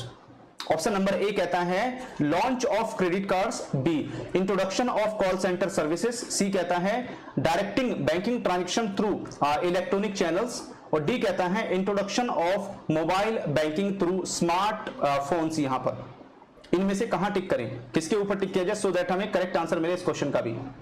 तो कौन सा जो इनोवेशन है ना, कौन सा इसमें इनोवेशन किया गया जिसकी वजह से एक यहां पर सिग्निफिकेंट डिक्रीज हुआ है number of walk in customer में। तो उसके पीछे जो बड़ा रीजन है वो है directing banking transaction through the electronic channels. यहां पर आज के समय में बहुत सारे जो कस्टमर हैं वो इलेक्ट्रॉनिक चैनल्स का इस्तेमाल करने लगे हैं, इलेक्ट्रॉनिक चैनल्स का यूज करने लगे हैं। और जो इलेक्ट्रॉनिक चैनल्स है जिसमें ATM, mobile banking, application banking, internet banking, है ना, ये इस तरह के जो चैनल्स हैं वो इस्तेमाल होने लगे हैं आज के समय में, जिसकी वजह से वॉक इन कस्टमर के जो नंबर्स हैं वो इंक्रीज हुए हैं। अगर बैंक के टोटल नंबर ऑफ कस्टमर को देखेंगे, बैंक के टोटल नंबर ऑफ कस्टमर तो लगातार इंक्रीज हो रहे हैं, है ना, वो तो लगातार बढ़ रहे हैं, लेकिन यहां पर जो फुटफॉल है ब्रांच में वो उतनी तेजी से इंक्रीज नहीं हुआ जितनी तेजी से बैंक के कस्टमर बढ़े हैं। उसके पीछे सबसे बड़ा है यहां पर जो बैंकिंग ट्रांजेक्शन है उसमें इलेक्ट्रॉनिक चैनल्स का इस्तेमाल होना। चलिए आगे बढ़ेंगे। नेक्स्ट क्वेश्चन नंबर 2 क्या कहता है, what did the introduction of ATM achieve in the term of branch operations. जब भी हम बैंक ब्रांच ऑपरेशंस की बात करते हैं तो बैंक ब्रांच ऑपरेशन में जब से यहां पर एटीएम ऑटोमेटेड टेलर मशीन को इंट्रोड्यूस किया गया है ना, क्या अचीवमेंट मिला है, क्या चेंजेस देखने को मिले आपको। ऑप्शन नंबर ए कहता है इंक्रीज वॉक इन कस्टमर, है ना, जो वॉक इन कस्टमर है वो इंक्रीज हो गए। बी कहता है shift from traditional banking to credit card based banking, यहां पर, है ना, उसमें शिफ्टिंग हुई है। सी कहता है reduced the operational load on branches by the offering any time money access. और डी कहता है introduce mobile banking through the SMS. किसके ऊपर टिक किया है? सारे क्वेश्चंस एग्जाम लेवल के हैं, ऐसे ही क्वेश्चंस आपको एग्जाम में देखने को मिलेंगे। और यहां पर आपका जो सिलेबस है वो डायरेक्टली कवर हो रहा है ना, पूरा जो सिलेबस है हम लगातार कवर करते जा रहे हैं आपके लिए। तो इसमें कहां पर टिक करें, तो ध्यान से पढ़ते चलिए और मेरे साथ में अपना आंसर शेयर कर दीजिए। आपको एग्जाम में देखने को मिलेंगे। ओके, तो किसके ऊपर टिक किया जाए, ए बी सी डी, है ना, कौन सा होगा? तो हमारा आंसर हो जाएगा यहां पर सी। ठीक है, जो ऑपरेशनल लोड है यहां पर वो रिड्यूस हुआ है एटीएम के आने से। ब्रांचेस के ऊपर जो ऑपरेशनल लोड था वो रिड्यूस हुआ है, जिसमें यहां पर कस्टमर को मनी एक्सेस एनी टाइम मिल जाता है। किसी भी समय जो कस्टमर है वो यहां पर एक्सेस कर सकता है, पैसा निकाल सकता है यहां पर, है ना, उसके ऊपर अब कोई ऐसी रिस्ट्रिक्शन नहीं है यहां पर। चलिए आगे बढ़ेंगे। Question number 3, what is the crucial for ensuring customer satisfaction in virtual banking. तो जब भी यहां पर वर्चुअल बैंकिंग की बात होगी तो वर्चुअल बैंकिंग में कौन सा यहां पर क्रूशियल का मतलब है कौन सा इंपॉर्टेंट होगा, कौन सी बात जरूरी होगी यहां पर कस्टमर सेटिस्फेक्शन के लिए, कस्टमर सेटिस्फेक्शन को इंश्योर करने के लिए वर्चुअल बैंकिंग में। ऑप्शन नंबर ए कहता है एडवांस टेक्नोलॉजी यूज की जाए यहां पर बैंकिंग ऑपरेशंस में। बी कहता है visiting the bank branch regularly, है ना। सी कहता है having a human touch despite the technology advancements. और डी कहता है यहां पर ensuring the fastest possible transaction time. कहां पर टिक किया जाए? तो भाई जब हम यहां पर किसकी बात करते हैं, कस्टमर सेटिस्फेक्शन की बात करते हैं वर्चुअल बैंकिंग में, तो किसके ऊपर टिक करेंगे? जो having a human touch despite the technological advancement, है ना, जो टेक्नोलॉजिकल एडवांसमेंट है ना, उसके साथ साथ यहां पर जो ह्यूमन टच है ना, वो भी हो, एंड कस्टमर के लिए सिक्योरिटी हो यहां पर, कस्टमर को यहां पर है ना जो सर्विसेज वो ले रहा है ना, उसके लिए यूजर फ्रेंडली होने चाहिए, it should be user friendly. तो इसमें हम सी के ऊपर टिक करेंगे, सी हमारा करेक्ट आंसर होगा। चलिए आगे बढ़ेंगे। Next question number 4, what should virtual banks prioritise to ensure a pleasurable user experience, है ना। जब भी हम किसकी बात करते हैं, यहां पर वर्चुअल बैंक्स की बात करते हैं, तो वर्चुअल बैंक्स को यहां पर इनमें से किस चीज को प्रायोरिटाइज करना चाहिए, क्या क्या इंश्योर करने के लिए? जो यूजर एक्सपीरियंस है उसको और अच्छा बनाने के लिए, उसको और बढ़िया करने के लिए, यहां पर उसको और प्लीजर करने के लिए, यहां पर, है ना, किस चीज को यहां पर प्रायोरिटाइज करना चाहिए? ऑप्शन नंबर ए कहता है फ्रीक्वेंट टेक्नोलॉजिकल अपग्रेड करते रहने चाहिए बैंक को। बी कहता है यहां पर making the bank more virtual. C कहता है यहां पर ensuring the quality of user experience remain paramount. और डी कहता है focusing solely on cutting overhead cost. कहां पर टिक करें भाई, इसमें से कौन सा है जो हमारा करेक्ट आंसर होगा यहां पर, है ना। तो इसमें हमारा जो करेक्ट आंसर है वो होगा क्या यहां पर कि एक तो जो क्वालिटी है ना, जो यूजर है ना, ensuring the quality of user experience, जो भी यूजर एक्सपीरियंस है रिमेन्स पैरामाउंट, है ना। यूजर एक्सपीरियंस बहुत अच्छा होना चाहिए, यहां पर यूजर को गुड फील होना चाहिए, है ना, यूजर को अच्छी फीलिंग आनी चाहिए यहां पर जब वो बैंक से सर्विसेज ले रहा है यहां पर, वर्चुअल फॉर्म में, डिजिटल फॉर्म में जब बैंक उसको सर्विसेज डिलीवर कर रहा है, कस्टमर को बहुत अच्छा फील होना चाहिए। यहाँ पर वीडियो को लाइक जरूर कर लेना, वरना सारे क्वेश्चन खो जाएंगे यहाँ पर, है ना, सारे क्वेश्चन खो जाएंगे और एग्जाम से पहले ढूंढने से भी नहीं मिलेंगे इस टॉपिक के क्वेश्चंस, है ना, क्योंकि इस टॉपिक के जो क्वेश्चन है ज्यादा कहीं आपको मिलेंगे नहीं, है ना। ये सिर्फ क्वेश्चन आपको मिल रहे हैं कहां पर, ऑफिसर अड्डा 24/7 यूट्यूब चैनल पर ये, ठीक है, और नहीं कहीं मिलेंगे। कितना ही ढूंढ लो, है ना, कितना ही ढूंढ लीजिए, क्योंकि नया सिलेबस है और, है ना, इसके ज्यादा क्वेश्चंस कहीं है नहीं, और अगर कोई कुछ क्वेश्चंस हैं भी तो वो बहुत पुराने हैं या आउटडेटेड हैं एग्जाम से, ठीक है। और ये सब आपके सिलेबस से रिलेट करते हुए सारे के सारे नए क्वेश्चंस हैं, तो इसलिए वीडियो को लाइक करके जरूर रख लेना, सो दैट सारे क्वेश्चंस आपके अकाउंट में सेव रहे। यहाँ पर एग्जाम से पहले जब भी आप इनको रिवाइज करना चाहें, रिवीजन के लिए सारे क्वेश्चंस आपको मिल जाएं। चलो आगे बढ़ेंगे, next question number 5। Question number 5 क्या कहता है यहाँ पर, इसको पढ़िए ध्यान से, बताइए कि इसमें हमें कहां पर टिक करना है ना, इस क्वेश्चन में हमें कहां पर टिक करना है, सो दैट हमें करेक्ट आंसर मिले। इस क्वेश्चन का भी ध्यान से पढ़ते चलिए, इस क्वेश्चन को, है ना, इस क्वेश्चन को आप ध्यान से पढ़ते चलिए, इसमें हमें कहां पर टिक करना चाहिए।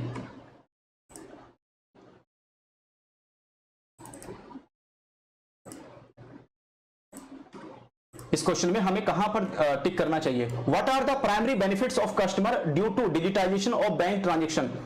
जब से यहां पर जो बैंक ट्रांजेक्शन है उनका डिजिटाइजेशन हुआ है ना, डिजिटल फॉर्म में सारी सर्विसेज डिलीवर होने लगी हैं, तो तब से आप मुझे बताओ यहां पर कस्टमर को बेनिफिट्स क्या हुए हैं, कस्टमर को प्राइमरी बेनिफिट्स क्या है, कस्टमर को प्राइमरी फायदा क्या है। यहां पर ऑप्शन नंबर ए कहता है quick access to the bank teller, B कहता है getting more printed account statements, उसके बाद में सी कहता है यहां पर easy handling and storage of financial documents without fear of losing them, and D कहता है फास्टर बैंक लोन अप्रूवल।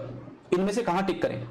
तो जो प्राइमरी बेनिफिट है कस्टमर के लिए वो क्या हुआ है कि यहां पर हैंडल करना आसान हो गया है, और जो फाइनेंशियल डॉक्यूमेंट है उनका जो स्टोरेज है वो बहुत आसान हो गया है ना, यहां पर कि वो खो जाएंगे, कहीं लॉस, है ना, लॉस्ट हो जाएंगे, ऐसा कोई जो डर है वो बिल्कुल खत्म हो गया यहां पर, है ना, क्योंकि यहां पर अब सबका जो फाइनेंशियल डॉक्यूमेंट है या हैंडलिंग है, स्टोरेज है, वो सब क्या हो गए यहां पर डिजिटल फॉर्म में हो गया है, ठीक है। तो अब कस्टमर को वो सब उन सब चीजों का डर नहीं है, और कस्टमर को जब भी कोई अपने अकाउंट की स्टेटमेंट चाहिए तो वो ऑनलाइन डाउनलोड कर सकता है, इंटरनेट बैंकिंग, मोबाइल बैंकिंग, है ना, एप्लीकेशन बैंकिंग, इसके थ्रू लॉगिन करेगा, लॉगिन करके बड़े आराम से डाउनलोड कर सकता है यहाँ पर, है ना, तो डाउनलोडेबल भी है ना, आराम से डाउनलोड कर सकता है यहाँ पर। इसमें हम किसके ऊपर, सी के ऊपर टिक करेंगे। चलिए अगला क्वेश्चन, क्वेश्चन नंबर 6। ये क्वेश्चन क्या कहता है यहाँ पर, what kind of access are customer demanding from banks, है ना, किस तरह का जो एक्सेस है वो कस्टमर लगातार डिमांड करते रहते हैं बैंक से। कि ऑप्शन नंबर ए कहता है limited time access with stringent security measures, B कहता है access only during business hours, C कहता है any time anywhere and anyway access to their finances, और डी कहता है access only through physical bank branches. इनमें से हम कहां पर टिक करें। तो भाई यहां पर जो कॉन्सेप्ट है वो ट्रिपल ए का कॉन्सेप्ट इंप्लीमेंट हो जाता है, तो यहां पर एनी टाइम एनीवेयर और एनीवे जो एक्सेस है अपने बैंक अकाउंट को लेकर वो कस्टमर को रिक्वायरमेंट होती है, वो यहां पर कस्टमर को चाहिए होता है, तो इसमें हम किसके ऊपर, सी के ऊपर टिक करेंगे। चलिए आगे बढ़ेंगे, नेक्स्ट क्वेश्चन नंबर 7 क्या कहता है, what significant demographic change is India expected to undergo soon. अगर इंडिया में हम डेमोग्राफिक चेंज की बात करते हैं, इंडिया में जो बहुत बड़ा डेमोग्राफिक चेंज आ रहा है वो कौन सा हम एक्सपेक्ट कर सकते हैं कि आने वाले समय में ये बहुत बड़ा चेंज होगा, और इसका जो इंपैक्ट है सभी तरह के बिजनेस के साथ साथ बैंकिंग बिजनेस के ऊपर भी इसका इंपैक्ट आएगा। ऑप्शन नंबर ए कहता है becoming the country with most elderly populations, B कहता है यहां पर becoming the most populated country, C कहता है रिड्यूसिंग इट्स पॉपुलेशन सिग्निफिकेंटली, और डी कहता है becoming a fully urbanised country. इनमें से कहां टिक करें। तो भाई इसमें हमारा जो आंसर है वो कौन सा हो जाएगा, बी के ऊपर टिक करेंगे, becoming the most populated country. हमारे कंट्री में जो पॉपुलेशन की ग्रोथ है वो लगातार इंक्रीज हो रही है, हमारे कंट्री के अंदर जो पॉपुलेशन है वो लगातार बढ़ रही है यहाँ पर, है ना, कम होने का नाम नहीं है। तो इसके हिसाब से जो बिजनेसेस हैं उसको आप एनालाइज कर सकते हैं यहाँ पर। चलिए आगे बढ़ेंगे, next question number 8, what is one of the primary challenges with non branch banking channels in India, है ना। अगर हम यहां पर प्राइमरी चैलेंज की बात करते हैं, अगर कोई नॉन ब्रांच बैंकिंग चैनल है इंडिया में, उसमें क्या चैलेंज है। Option number A too many banking channels available for customers, B कहता है the impersonal nature of technology and lack of human touch, C कहता है urban population is too technology literate, और डी कहता है rural population prefers only technology based banking. इनमें से कहां पर टिक किया जाए, है ना, इसमें से किसके ऊपर टिक करें? तो भाई यहां पर अगर मैं one of the primary challenge की बात करूं नॉन ब्रांच बैंकिंग चैनल्स में, तो उसमें जो इम्पर्सनल नेचर ऑफ टेक्नोलॉजी है और लैक ऑफ ह्यूमन टच, है ना, वो यहां पर एक बड़ा चैलेंज है। यहां पर ह्यूमन टच की रिक्वायरमेंट भी होती है। जब तक कस्टमर खुद फील नहीं करता, जब तक कस्टमर को खुद से फील नहीं आती, है ना, तो उसे बैंकिंग सर्विसेज को एक्सेस करने में वो फील नहीं आती है। तो उसे एक ह्यूमन टच भी यहां पर चाहिए होता है। ठीक है, चलिए आगे बढ़ते हैं। नेक्स्ट मूव करेंगे हम लोग क्वेश्चन नंबर 9 की तरफ। From which country should India take cues to benefit from urbanising its rural population with technology? तो कौन से कंट्री से हमें सीखना चाहिए यहां पर, है ना, कौन से कंट्री से हमें यहां पर क्या करना चाहिए? एक तरीके क्लू मिल जाएंगे यहां पर कि भाई लगातार अर्बनाइजेशन हो रहा है, जो रूरल पॉपुलेशन है वो लगातार क्या कर रही है, टेक्नोलॉजी के साथ में अर्बन एरियाज की तरफ मूव कर रही है यहां पर। तो ये हमें जापान से सीखना चाहिए, यूनाइटेड स्टेट, ऑस्ट्रेलिया या चाइना। तो यहां पर ये हमें किससे, चाइना से सीखना चाहिए, है ना। चाइना की जो पॉपुलेशन है वो लगातार रूरल एरिया से अर्बनाइज हो रही है। यहां पर जब अर्बनाइज हो रही है, टेक्नोलॉजी को अडॉप्ट कर रही है और उसके हिसाब से उनकी जो रिक्वायरमेंट्स है, प्रेफरेंस है, वो भी लगातार चेंज हो रही है, बदल रही है यहां पर। चलिए अगला क्वेश्चन, क्वेश्चन नंबर 10, इसका आंसर बताओ। What has the integration of technology in banking led to term of operational hours for the branches? है ना, जब हम यहां पर, जब से जो टेक्नोलॉजी है ना, जो टेक्नोलॉजी है बैंकिंग में, वो इंटीग्रेशन हुआ है, जब से टेक्नोलॉजी का बैंकिंग में इंटीग्रेशन हुआ है, तो आपको बताना है यहां पर कि भाई जो ऑपरेशनल आवर है बैंक ब्रांचेस के, है ना, वो कैसे हो गए हैं, या जब हम कस्टमर को सर्विस डिलीवर कर रहे हैं, कस्टमर सर्विस डिलीवरी कैसी हो गई यहां पर? ऑप्शन नंबर ए कहता है reduction in working hours due to technical issues. B कहता है standardise working hours across all the branches. Option number C कहता है 24/7 working through various technology driven delivery channels.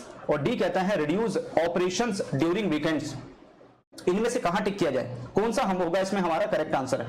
तो भाई जब से यहां पर जो टेक्नोलॉजी है बैंकिंग में यहां पर क्या है, एड ऑन हुआ है, तो अगर मैं बैंकिंग सर्विसेज की बात करूं तो वर्किंग यहां पर 24/7 है, 24 घंटे 7 दिन, है ना, 24 घंटे 7 दिन। यहां पर कई तरह की जो टेक्नोलॉजी है ना, कई तरह की जो टेक्नोलॉजी है, टेक्नोलॉजी ड्रिवन जो चैनल्स हैं वो इस्तेमाल कर रहे हैं, जैसे एटीएम है, मोबाइल बैंकिंग है, एप्लीकेशन बैंकिंग है, एसएमएस बैंकिंग है, कई तरह के ऐसे चैनल्स इस्तेमाल किए जा रहे हैं जिससे कस्टमर को हम 24 घंटे 7 दिन यहां पर जो सर्विसेज हैं वो डिलीवर कर रहे हैं, कस्टमर तक सर्विसेज पहुंचा रहे हैं। क्वेश्चन नंबर 11 क्या कहता है, which shift in banking focus is mention in the context of product offering? ठीक है, तो इनमें से जब हम बैंकिंग को लेकर फोकस करें, है ना, बैंकिंग फोकस की बात करते हैं, तो इनमें से कौन सा है जो मेंशन किया गया है प्रोडक्ट ऑफरिंग को लेकर? ऑप्शन नंबर ए कहता है from foreign banking to national banking. B कहता है from class banking to mass banking. C कहता है from mass banking to class banking. और डी कहता है from traditional banking to modern banking. इनमें से कौन सा कॉन्सेप्ट है यहां पर जिसमें बैंकिंग के ऊपर फोकस कर रहे हैं? तो यहां पर जो एक बहुत बड़ा कॉन्सेप्ट है वो है from mass banking to class banking, है ना। जब हम बैंकिंग सर्विसेज मास कस्टमर को डिलीवर कर रहे हैं, है ना, बहुत बड़ी पॉपुलेशन को हम कस्टमर सर्विसेज डिलीवर कर रहे हैं, तो उसमें क्या है, समय के साथ साथ, टाइम के साथ साथ उसी मास पॉपुलेशन में से बहुत सारे लोग, है ना, रिच बनते चले जाते हैं, अमीर होते चले जाते हैं, है ना। तो फिर उनको स्पेशलाइज्ड बैंकिंग सर्विसेज चाहिए होती है, कस्टमाइज बैंकिंग सर्विसेज चाहिए होती हैं, तो वो उसको क्या बोलते हैं, उसको फिर हम क्लास बैंकिंग बोलते हैं। तो मास बैंकिंग से ही क्लास बैंकिंग निकल कर आती है। जो बड़ी पॉपुलेशन है उसी में से जो एचएनआई कस्टमर है, हाई नेटवर्थ इंडिविजुअल कस्टमर है, वो सब निकल के आते हैं वहां से। चलिए आगे बढ़ेंगे। नेक्स्ट क्वेश्चन नंबर 12 क्या कहता है, what is crucial for the development of sophisticated banking product? है ना, जब भी हम यहां पर बैंकिंग प्रोडक्ट का डेवलपमेंट करेंगे तो उसमें बहुत जरूरी बात क्या है, बहुत इंपॉर्टेंट बात क्या है यहां पर? ऑप्शन नंबर ए कहता है relying solely on the market trends. B कहता है an in depth analysis of customer needs, market and competitor trends. C कहता है focusing only on needs of the current customers. और डी कहता है investing only in traditional banking methods. इनमें से कहां पर टिक करें, है ना, इनमें से किसके ऊपर टिक किया जाए? तो भाई हमारा आंसर क्या हो जाएगा, एक तो कस्टमर की जो नीड्स हैं, कस्टमर की नीड्स, कस्टमर की वांट्स, और जो मार्केट है यहां पर कंपटीटर ट्रेंड है, उनका इन डेप्थ एनालिसिस करना बहुत जरूरी है। अगर ये काम नहीं करेंगे तो आप उतना बेहतर प्रोडक्ट नहीं बना पाएंगे, और अगर आपने कोई अच्छा प्रोडक्ट बनाया भी यहां पर तो मार्केट में चल नहीं पाएगा अगर आपने इन सब चीजों को यहां पर एनालाइज नहीं किया, चाहे वो बैंकिंग प्रोडक्ट हो, चाहे वो कोई और प्रोडक्ट हो यहां पर। ठीक है, तो इसमें हमें किसके ऊपर, बी के ऊपर टिक करेंगे, बी हमारा करेक्ट आंसर हो जाएगा इस क्वेश्चन को लेकर। चलिए आगे बढ़ते हैं next question number 13। Question number 13 क्या कहता है, what is the suggested role of vendors who supply banking solutions, है ना। अगर हमें बात करूं यहां पर, है ना, यहां पर what is the suggested role, suggested role क्या रहेगा यहां पर वेंडर्स के लिए, है ना, जो भी वेंडर्स हैं उनके लिए सजेस्टेड रोल क्या रहने वाला है, जो यहां पर हु सप्लाई बैंकिंग सॉल्यूशन, जो यहां पर बैंकिंग सॉल्यूशन को सप्लाई करता है ना, वो आपको बताना है यहां पर, ठीक है। वो आप मेरे साथ में शेयर करते चलिए, ध्यान से पढ़िए और मेरे साथ में शेयर करते चलिए। तो ऑप्शन नंबर ए कहता है to limit the bank from over expending, B कहता है यहां पर to play a vital role in leveraging innovation and designing products, C कहता है to keep banks updated with market competitions, D कहता है to replace the need for banks to adopt technology. इनमें से किसके ऊपर टिक किया जाए यहां पर, है ना, क्या यहां पर सजेस्टेड रोल रहने वाला है वेंडर्स के लिए, जो यहां पर जो बैंकिंग सॉल्यूशंस है वो सप्लाई करता है, बैंकिंग सॉल्यूशन को सप्लाई किया जाता है यहां पर, तो उसमें जो एक बहुत बड़ा रोल प्ले करता है, तो जो इनोवेशंस हो रहे हैं, इनोवेशन बहुत जरूरी है, इनोवेशन को लिवरेज करना, इनोवेशन करते रहना, और जो यहां पर प्रोडक्ट हैं उसके हिसाब से डिजाइन करना, ये एक बहुत बड़ा रोल प्ले कर रहे हैं। जैसे आज के समय में आप देखोगे NPCI, national payment corporation of India, national payment corporation of India आप देख रहे हैं लगातार इनोवेशन कर रहा है ना। जब भी रिटेल बैंकिंग की बात करते हैं, रिटेल बैंकिंग में पेमेंट्स को लेकर बात करें, लगातार इनोवेशन कर रहा है, और जो भी प्रोडक्ट लेकर आ रहा है ना, सक्सेसफुल हो रहे हैं, है ना। यूपीआई है, आईएमपीएस है, भारत बिल पेमेंट सिस्टम है, एनएससीएच है, किसी प्रोडक्ट को उठाकर देख लो, है ना, उसके अपने अलग ही अचीवमेंट है यहाँ पर, तो उसके पीछे बड़ा क्या है यहाँ पर, इनोवेशन, और इनोवेशन के साथ साथ उसी के हिसाब से प्रोडक्ट को यहाँ पर डिजाइन करना। चलिए आगे बढ़ते हैं उसके बाद में नेक्स्ट, और आज का सेकंड लास्ट क्वेश्चन, लगातार हम आपको एक्स्ट्रा क्वेश्चंस लगातार आपको प्रोवाइड कर रहे हैं, एक्स्ट्रा क्वेश्चंस लगातार आपके लिए लेकर आ रहे हैं, सो दैट आपकी जो प्रिपरेशन है वो बेहतर हो, यहाँ पर आपकी प्रिपरेशन इस लेवल की हो कि भाई एग्जाम हमारा फर्स्ट अटेम्प्ट सिंगल अटेम्प्ट में क्लियर होना चाहिए यहाँ पर, है ना। जो यहाँ पर हमारा एग्जाम है वो फर्स्ट अटेम्प्ट सिंगल अटेम्प्ट में क्लियर होना चाहिए। ओके, चलिए बढ़ते हैं हम लोग आगे, नेक्स्ट मूव करेंगे। अकॉर्डिंग टू द पीडब्ल्यूसी रिपोर्ट, है ना, जो यहां पर पीडब्ल्यूसी रिपोर्ट है उसको लेकर, अगर मैं किसकी पीडब्ल्यूसी रिपोर्ट की बात करूं यहां पर, how does the technology spending of Indian banks compare to global banks. अगर आप यहां पर, है ना, जो इंडियन बैंक्स है उनका कंपैरिजन करेंगे ग्लोबल बैंक्स के साथ में, तो यहां पर कितनी एक्सपेंडिंग कर रहे हैं, कितना पैसा खर्च कर रहे हैं यहां पर, है ना, कितना पैसा यहां पर खर्च किया जा रहा है इंडियन बैंक्स के द्वारा, जब यहां पर ग्लोबल बैंक से उसका कंपैरिजन किया जाए, है ना, जब उसका ग्लोबल बैंक से कंपैरिजन किया जाता है, तो वो आपको बताना है यहां पर।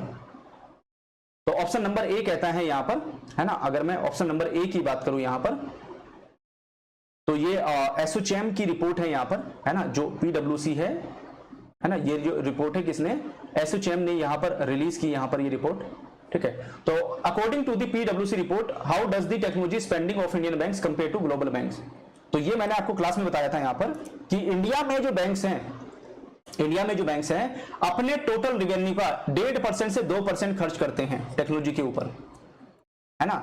रेवेन्यू का जो टोटल रेवेन्यू है उसका 1.5 से 2% इंडियन बैंक खर्च करते हैं। वहीं पर अगर आप ग्लोबल बैंक की बात करोगे तो ग्लोबल बैंक अपने टोटल रेवेन्यू का 7 से 10% तक खर्च करते हैं, किसके ऊपर, टेक्नोलॉजी के ऊपर, है ना, जो टेक्नोलॉजी है उसके ऊपर 7 से 10% तक का पैसा खर्च करते हैं यहाँ पर। तो आंसर क्या होगा इसमें, सी के ऊपर टिक करेंगे। चलिए आज का लास्ट क्वेश्चन दिखाता हूं मैं आपको, और ये रहा आज का लास्ट क्वेश्चन, क्वेश्चन नंबर 15। ध्यान से पढ़िए इसको, बताइए इसका आंसर क्या होगा। What has been a direct result of implementation of core banking, है ना, जो यहाँ पर कोर बैंकिंग को इंप्लीमेंट किया गया है उसके डायरेक्ट रिजल्ट क्या देखने को मिले हैं बैंकिंग सेक्टर में। तो इसके जो डायरेक्ट रिजल्ट है वो an increase in the chances of availability of customer database across the product and enhancing cross selling और अपसेलिंग।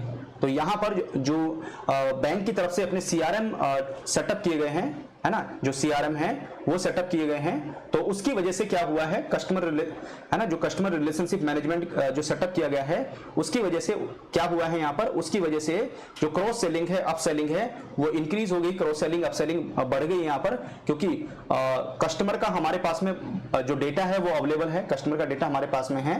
तो उस केस में उस कस्टमर के डेटाबेस को ध्यान में रखते हुए हम यहाँ पर जो प्रोडक्ट है वो रिकमेंड कर सकते हैं और कस्टमर को प्रोडक्ट के बारे में बता सकते हैं, क्योंकि कस्टमर की बेहतर इंफॉर्मेशन हमारे पास में रहने वाली है यहाँ पर। ठीक है, तो इसमें बी के ऊपर टिक करेंगे, बी हमारा करेक्ट आंसर है। तो these are the very important question, सारे के सारे क्वेश्चन बहुत अच्छे हैं, एग्जाम में आने लायक क्वेश्चन है। सारे के सारे क्वेश्चन की बात करूं, एग्जाम में लगने के लायक क्वेश्चन है, एग्जाम में आने लायक क्वेश्चन है।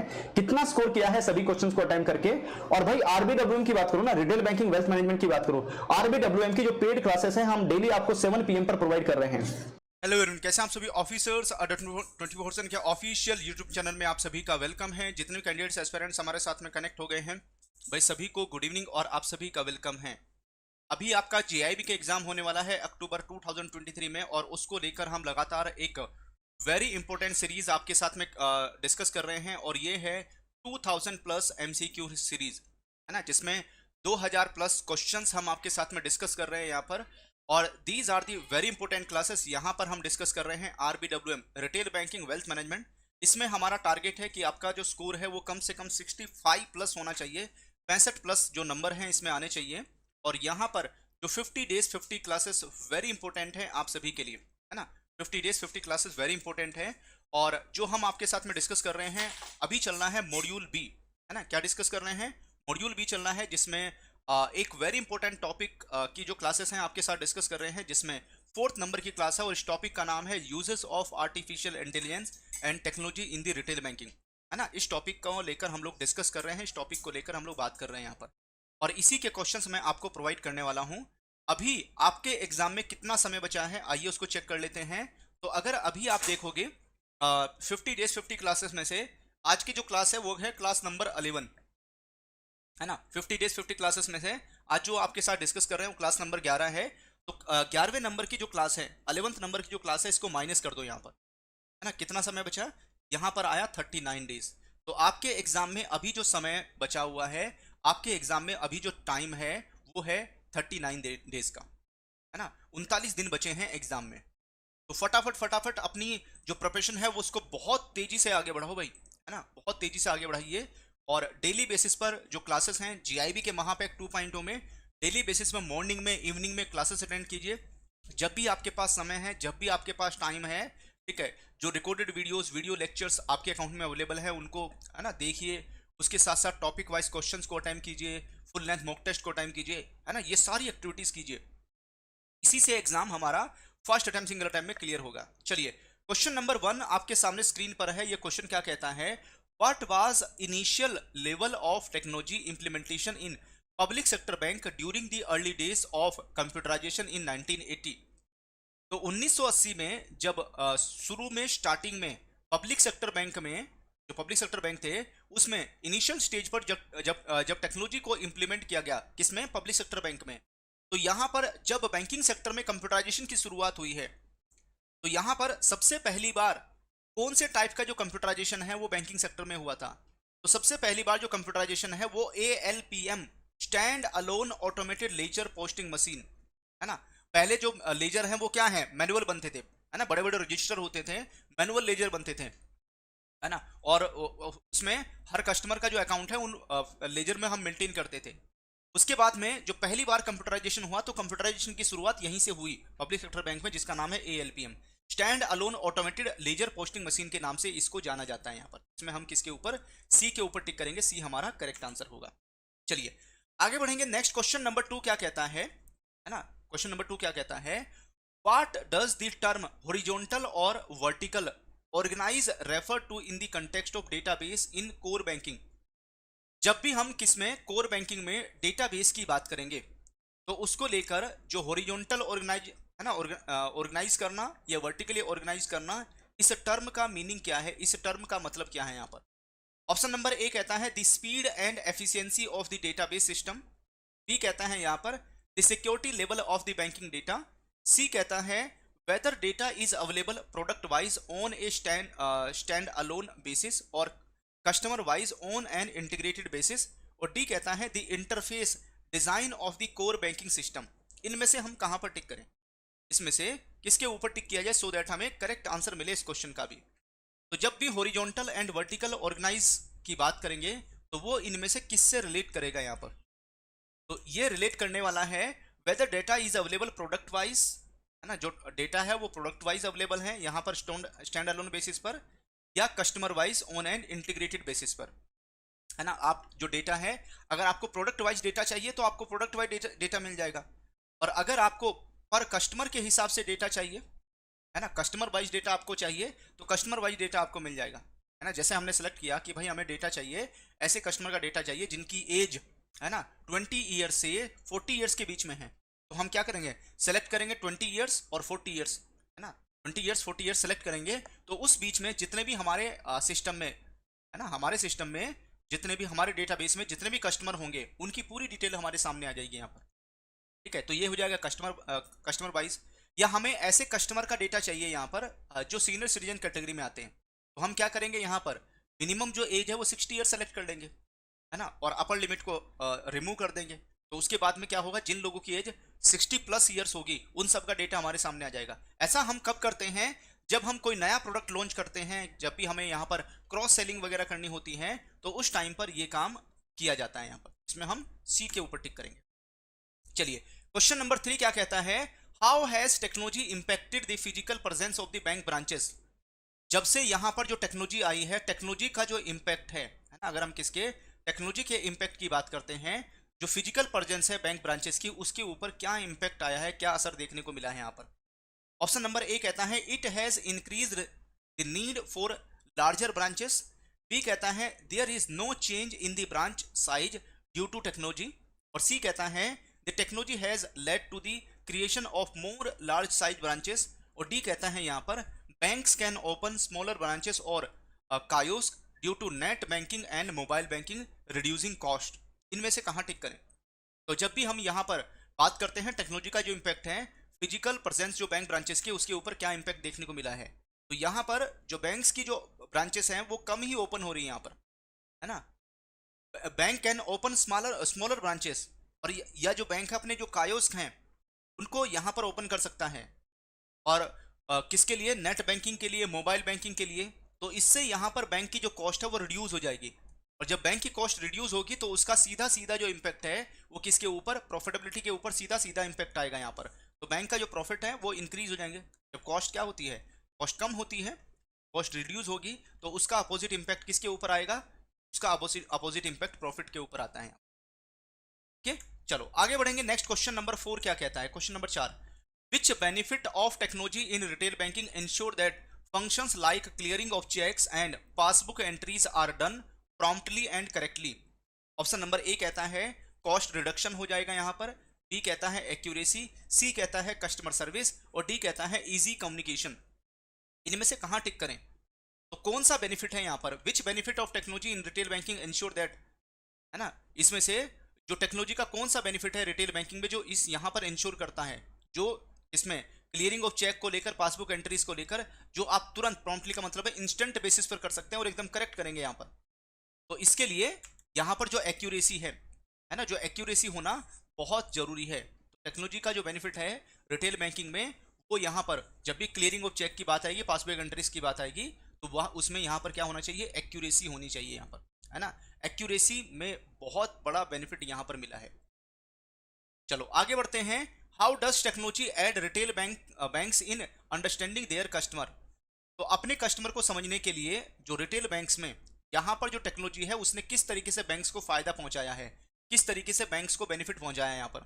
ऑप्शन नंबर ए कहता है through rigorous manual service, B कहता है by using analytical tools to identify spending habits and customer choice, और सी कहता है by having more face to face meetings with customers, और डी कहता है through the size of the physical branches. इनमें से हम कहां पर टिक करें, हाँ, इसमें हमारा कौन सा आंसर एकदम करेक्ट हो जाएगा। तो जब भी हम किसकी टेक्नोलॉजी की बात करते हैं रिटेल बैंकिंग में, रिटेल बैंक्स में, तो वो इनमें से कौन सी होगी यहाँ पर। तो भाई यहाँ पर हमारा जो आंसर है वो कौन सा होगा, बी के ऊपर टिक करेंगे। By using analytical tools to identify spending habits of the customer, है ना, कस्टमर की जो स्पेंडिंग हैबिट्स हैं उसको हम टेक्नोलॉजी की हेल्प से, जो एनालिटिकल टूल्स है उसकी हेल्प से हम इसको यहाँ पर मेजर कर सकते हैं, है ना। और इसके साथ साथ यहाँ पर जो कस्टमर है, कस्टमर की क्या चॉइस है, कस्टमर की नीड क्या है, कस्टमर की वांट्स क्या है, यहाँ पर इसको हम बहुत अच्छे से एनालाइज कर सकते हैं। सारे क्वेश्चन एग्जाम लेवल के हैं, तो वीडियो को लाइक करके जरूर रखें सो दैट सारे क्वेश्चंस आपके अकाउंट में सेव हो जाएं और एग्जाम से पहले इन सभी क्वेश्चंस को एक बार आप रिवाइज जरूर कर सकें, ठीक है। चलो आगे बढ़ेंगे। नेक्स्ट क्वेश्चन नंबर 6 क्या कहता है, what does the benefit of self guided financial wellness imply for banks, है ना। जब भी हम बैंक्स की बात करते हैं यहाँ पर, बैंक्स में क्या बेनिफिट होगा यहाँ पर, है ना। What does the benefit of self guided financial wellness. Option number A कहता है बैंक्स हैव रिस्ट्रिक्टेड वर्किंग जो आवर्स हैं। बी कहता है यहाँ पर banks are not using technology to its fullest potential. C कहता है financial institution can now utilize their data to aid customer in making inform decisions. D कहता है banks face challenges in assessing their data. इनमें से कहां पर tick करें, तो क्या बेनिफिट हो जाएगा, क्या फायदा हो जाएगा। What does the benefit of self guided financial wellness, जो यहां पर बैंक्स के ऊपर इंप्लीमेंट होता है, बैंक्स के ऊपर लागू होता है यहाँ पर, ठीक है। तो सेल्फ गाइडेड फाइनेंशियल वेलनेस का मतलब क्या हुआ यहाँ पर, कि जो भी फाइनेंशियल इंस्टीट्यूशंस हैं या जो भी यहाँ पर बैंक हैं, है ना, वो यहाँ पर अब यूटिलाइज कर सकते हैं अपने डेटा का इस्तेमाल कर सकते हैं, यूज कर सकते हैं यहाँ पर, है ना, कस्टमर को aid customer in making inform decision. Customer यहाँ पर इन्फॉर्म डिसीजन ले सके। कस्टमर के पास में पूरी कंप्लीट इंफॉर्मेशन होनी चाहिए। जब कस्टमर के पास में पूरी कंप्लीट इंफॉर्मेशन होगी, उस इंफॉर्मेशन के बेसिस पर कस्टमर बेहतर तरीके से यहाँ पर डिसीजन ले पाएगा। ये सबसे बड़ा फायदा यहाँ पर मिल जाएगा इसमें, सेल्फ गाइडेड फाइनेंशियल वेलनेस में। आज के समय में अगर आप देखोगे, जब कस्टमर इंटरनेट बैंकिंग का इस्तेमाल कर रहा है, जब कस्टमर यहाँ पर मोबाइल बैंकिंग का यूज कर रहा है, जब कस्टमर यहाँ पर एप्लीकेशन बैंकिंग का इस्तेमाल कर रहा है, तो उसमें बहुत सारे जो फाइनेंशियल प्रोडक्ट हैं उसके सामने अवेलेबल है यहाँ पर, है ना। बहुत सारे जो प्रोडक्ट है, चाहे वो लायबिलिटी से रिलेटेड प्रोडक्ट हो, एसेट से रिलेटेड हो, या कोई अदर सर्विसेज से रिलेटेड प्रोडक्ट हो, यहाँ पर बहुत सारे प्रोडक्ट अवेलेबल हैं और उससे रिलेटेड इंफॉर्मेशन वहां पर अवेलेबल होती है। अब उसमें क्या होता है, कस्टमर यहाँ पर खुद से डिसीजन ले सकता है कि भाई मुझे प्रोडक्ट लेना है या नहीं लेना, मेरे काम का है या नहीं है ना। वो उसको अपनी नीड्स और वांट्स के साथ में उसको लिंक कर सकता है, जोड़ सकता है यहाँ पर। तो इसमें हम किसके ऊपर, सी के ऊपर टिक करेंगे, सी हमारा करेक्ट आंसर होगा। चलो आगे बढ़ते हैं। नेक्स्ट आता है क्वेश्चन नंबर 7। क्वेश्चन नंबर 7 क्या कहता है, what is a characteristics feature of artificial intelligence as compare to human intelligence. तो जब भी हम यहाँ पर किसकी बात करते हैं, आर्टिफिशियल इंटेलिजेंस की बात करेंगे, तो आर्टिफिशियल इंटेलिजेंस की खासियत क्या हो जाएगी, है ना, क्या इसका मेन फीचर्स है, कैरेक्टरिस्टिक्स क्या है, विशेषता क्या है यहाँ पर इसकी। जब आप इसका कंपैरिजन करेंगे किसके साथ में, किसी ह्यूमन इंटेलिजेंस के साथ में इसका कंपैरिजन करेंगे, तो ऑप्शन नंबर ए कहता है AI is limited only to speech recognitions. B कहता है AI involves the simulation of human intelligence in machine. C कहता है AI is the natural intelligence demonstrated by humans. और डी कहता है only humans have the capacity for visual perception. इनमें से कहां पर टिक करें, तो भाई जब भी आर्टिफिशियल इंटेलिजेंस की बात करते हैं तो artificial intelligence is a natural intelligence demonstrated by the humans, है ना। अगर मैं बात करूं यहां पर, जो ह्यूमंस होते हैं वो यहाँ पर नेचुरल इंटेलिजेंस होते हैं, और जो AI है वो कंप्यूटराइज यहाँ पर इंटेलिजेंसी उनके अंदर होती है यहाँ पर, है ना। जब यहाँ पर आप कंपैरिजन करोगे किसके साथ में, AI के साथ में, तो जो ह्यूमंस हैं, ह्यूमन के पास में नेचुरल इंटेलिजेंसी होती है और जो AI है वो कंप्यूटराइज इंटेलिजेंसी होती है। तो AI में तो क्या होता है, जो भी डेटा इनपुट होगा, जो भी डेटा जाएगा, जो भी कमांड जाएंगी, है ना, जो भी वो रिकॉग्नाइज करेगा, उसके बेसिस पर वो डिसीजन ले पाएगा, है ना, उसके बेसिस पर यहाँ पर सब चीजों को देख पाएगा। तो इसमें हम किसके ऊपर, यहां पर हम टिक कर देंगे, है ना। एरो गलत है यहाँ पर, ठीक है, एरो गलत है, तो हम यहां पर टिक करेंगे बी के ऊपर, है ना। ये जो एरो है नीचे आ रहा है सी में, आंसर हो जाएगा यहां पर बी। तो जो ह्यूमन की बात कर रहे थे हम लोग, ह्यूमन में यहां पर नेचुरल इंटेलिजेंसी होती है, लेकिन जब हम किसकी बात करते हैं यहाँ पर, जो आर्टिफिशियल इंटेलिजेंस है, उसमें यहाँ पर जो इंटेलिजेंसी है वो कैसी होती है, उसमें जो इंटेलिजेंसी है वो कंप्यूटर से होती है, मशीन होती है। तो AI involve the simulation of human intelligence in machine. तो जैसे कोई जो ह्यूमन होता है उसके उसमें यहाँ पर नेचुरल इंटेलिजेंसी होती है, तो उसी को यहाँ पर, है ना, मशीन की फॉर्म में जो AI है उसको सिमुलेट करता है यहाँ पर, मशीन की फॉर्म में उसको परफॉर्मेंस देता है यहाँ पर। तो क्वेश्चन के हिसाब से जो आंसर है वो कौन सा हो जाएगा यहाँ पर, हम बी के ऊपर टिक करेंगे, बी हमारा करेक्ट आंसर होगा इस क्वेश्चन को लेकर। ठीक है, इसमें एरो रोंग आ रहा था, मैंने ठीक कर दिया है, अब यहाँ पर बिल्कुल सही है। तो इसलिए हम जो आंसर है वो आपको नीचे भी प्रोवाइड करते हैं, अलग से भी आंसर प्रोवाइड करते हैं, सो दैट आप उसको उसके साथ में मैच कर सकें। चलो अगला क्वेश्चन, क्वेश्चन नंबर 8 को पढ़िए और इसका आंसर बताइए। इसमें हमें कहां पर टिक करना चाहिए इस क्वेश्चन में, है ना, इस क्वेश्चन में हमें कहां पर टिक करना है, ध्यान से पढ़िए, क्वेश्चन को ध्यान से पढ़िए। तो भाई यहां पर क्वेश्चन नंबर 8 क्या कहता है, क्वेश्चन नंबर 8 की बात करूं, which two fundamental ideas does artificial intelligence primarily consist of, इनमें से हम कहां पर टिक करें, इनमें से किसके ऊपर टिक किया जाए, सो दैट हमें करेक्ट आंसर मिले यहां पर इस क्वेश्चन का।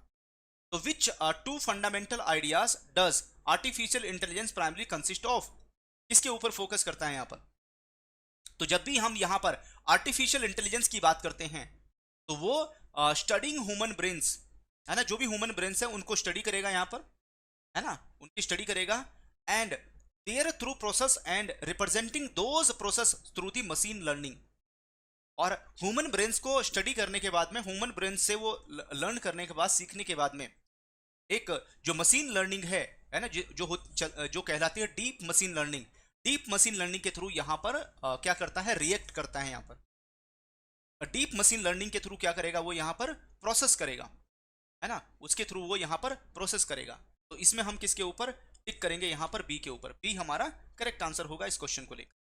चलिए आगे बढ़ेंगे, नेक्स्ट क्वेश्चन नंबर 9, और ये क्वेश्चन डिट्टो क्वेश्चन आपका एग्जाम में आया था, है ना, यही सेम क्वेश्चन एग्जाम में पूछा गया था, who coin the term artificial intelligence. तो अगर मैं किसकी बात करूं, यहां पर आर्टिफिशियल इंटेलिजेंस की बात करूं, तो आर्टिफिशियल इंटेलिजेंस को किसने यहां पर फाउंड किया था, इसका फाउंडर कौन है यहां पर, किसने पहली बार आर्टिफिशियल इंटेलिजेंस को लेकर आया था।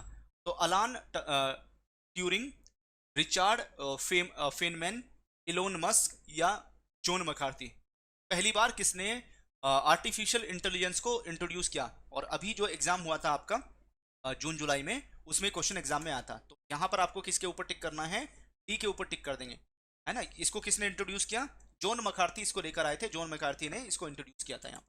चलिए लगातार मैं एक्स्ट्रा क्वेश्चंस लेकर आ रहा हूं आपके लिए, आज भी आपको 15 क्वेश्चन मिलने वाले हैं, 15 क्वेश्चन आज भी आपको मिलेंगे और इसी टॉपिक के हैं। तो इस टॉपिक के आपके पास में हो जाएंगे 45 क्वेश्चन, 45 क्वेश्चन हो जाएंगे, क्योंकि 60 क्वेश्चन हो जाएंगे। आज 4th नंबर का सेशन है ना, तो 15 क्वेश्चन चौथे नंबर का सेशन है, और हर सेशन में हमने आपको 15 क्वेश्चन दिए थे। आज मिलाकर आपके पास 60 क्वेश्चन हो जाएंगे इस टॉपिक के, 60 क्वेश्चन। सारे क्वेश्चन कर लोगे तो इस टॉपिक से कुछ बचेगा ही नहीं, है ना, सब कुछ आप बड़े आराम से यहाँ पर कवर कर लेंगे। क्वेश्चन नंबर 10 क्या कहता है, how has artificial intelligence benefited the legal profession. जो लीगल प्रोफेशन है उसमें आर्टिफिशियल इंटेलिजेंस ने कैसे बेनिफिट पहुंचाया है, कैसे फायदा पहुंचाया। Option number A, by replacing the need for lawyers entirely, B कहता है by conducting court hearings, C कहता है by assisting lawyers in effectively reviewing large volumes of legal documents, D कहता है यहाँ पर by drafting new legislation autonomously। इनमें से कहाँ पर टिक किया जाए भाई, है ना। जब भी हम आर्टिफिशियल इंटेलिजेंस के बेनिफिट्स की बात करते हैं, उसके फायदों की बात करते हैं, तो यहाँ पर लीगल प्रोफेशन में कैसे उसने बेनिफिट पहुंचाया है, कैसे फायदा पहुंचाया है। तो जो लीगल प्रोफेशन है उसमें जो भी यहाँ पर लॉयर्स हैं, है ना, जो भी लॉयर्स हैं, लॉयर्स को असिस्ट कर रहा है यहाँ पर effectively reviewing large volume of legal document, है ना। लीगल डॉक्यूमेंट, बड़ी बड़ी किताबें होती हैं, बड़े बड़े बुक्स होते हैं, बहुत सारे केस होते हैं, है ना। इन सभी केस को रिव्यू करना, मान लेते हैं किसी लॉयर के पास में कोई केस आया है और उस केस से रिलेटेड उसको सारी चीज़ें देखनी है ना, उसके पास में बहुत बड़ा डेटाबेस है, तो उसमें उस डेटाबेस को यहाँ पर एनालाइज करने में, उसको रिव्यू करने में यहाँ पर हेल्प करेगा कौन, आर्टिफिशियल इंटेलिजेंस। तो लीगल प्रोफेशन में भी आर्टिफिशियल इंटेलिजेंस बहुत बेहतर तरीके से यहाँ पर काम कर रहा है। चलो आगे बढ़ते हैं, next question number 11। Question number 11 क्या कहता है, what has been a primary benefit of introducing automation in various industries, है ना। तो यहां पर अगर मैं किसकी बात करूं, what has been a primary benefit, primary benefit क्या है यहां पर, प्राइमरी बेनिफिट क्या है, सबसे पहला फायदा क्या है यहां पर। प्राइमरी बेनिफिट की बात करूं सबसे पहले बेनिफिट की बात करते हैं यहाँ पर, जिसमें इंट्रोड्यूस किया गया है किसको, introducing automation in various industries. कई तरह की इंडस्ट्रीज हैं, उसमें यहाँ पर ऑटोमेशन को इंट्रोड्यूस किया गया। तो ऑप्शन नंबर ए कहता है यहाँ पर increasing the work force size, B कहता है enhancing the product quality, C कहता है reducing the machine life span, D कहता है increasing the time taken for task. कहाँ पर टिक करें भाई, इसमें इसमें किसके ऊपर टिक करना चाहिए? तो प्राइमरी बेनिफिट क्या होगा यहाँ पर, जो कई तरह की इंडस्ट्रीज में ऑटोमेशन को इंट्रोड्यूस किया गया। तो ऑटोमेशन को इंट्रोड्यूस करने का मतलब क्या हुआ, ये मैंने आपको क्लास में बताया था, ये मैंने आपके साथ क्लास में डिस्कस किया था कि भाई जहां पर कोई काम रिपीटेशन में हो रहा है ना, जैसे एटीएम है, एटीएम में कैश विड्रॉल का काम हो रहा है ना, जब भी कस्टमर आता है कैश विड्रॉल करता है, जब भी कस्टमर आता है कैश विड्रॉल करता है। तो यहाँ पर वो ऐसा काम है जो एक हर बार कैश विड्रॉल का ही काम हो रहा है ना, तो उसमें क्या कर दो, ऑटोमेशन लगा दो यहाँ पर। और इसीलिए एटीएम को क्या बोलते हैं, ऑटोमेटेड टेलर मशीन। टेलर क्या करा रहा है, कैश विड्रॉल करा रहा है, कस्टमर को कैश विड्रॉल करा रहा है, तो उसका ऑटोमेशन कर दो। तो ये वही काम अब कौन कर रहा है, यहाँ पर मशीन कर रही है। तो इससे क्या होगा, एनहांसिंग प्रोडक्ट क्वालिटी।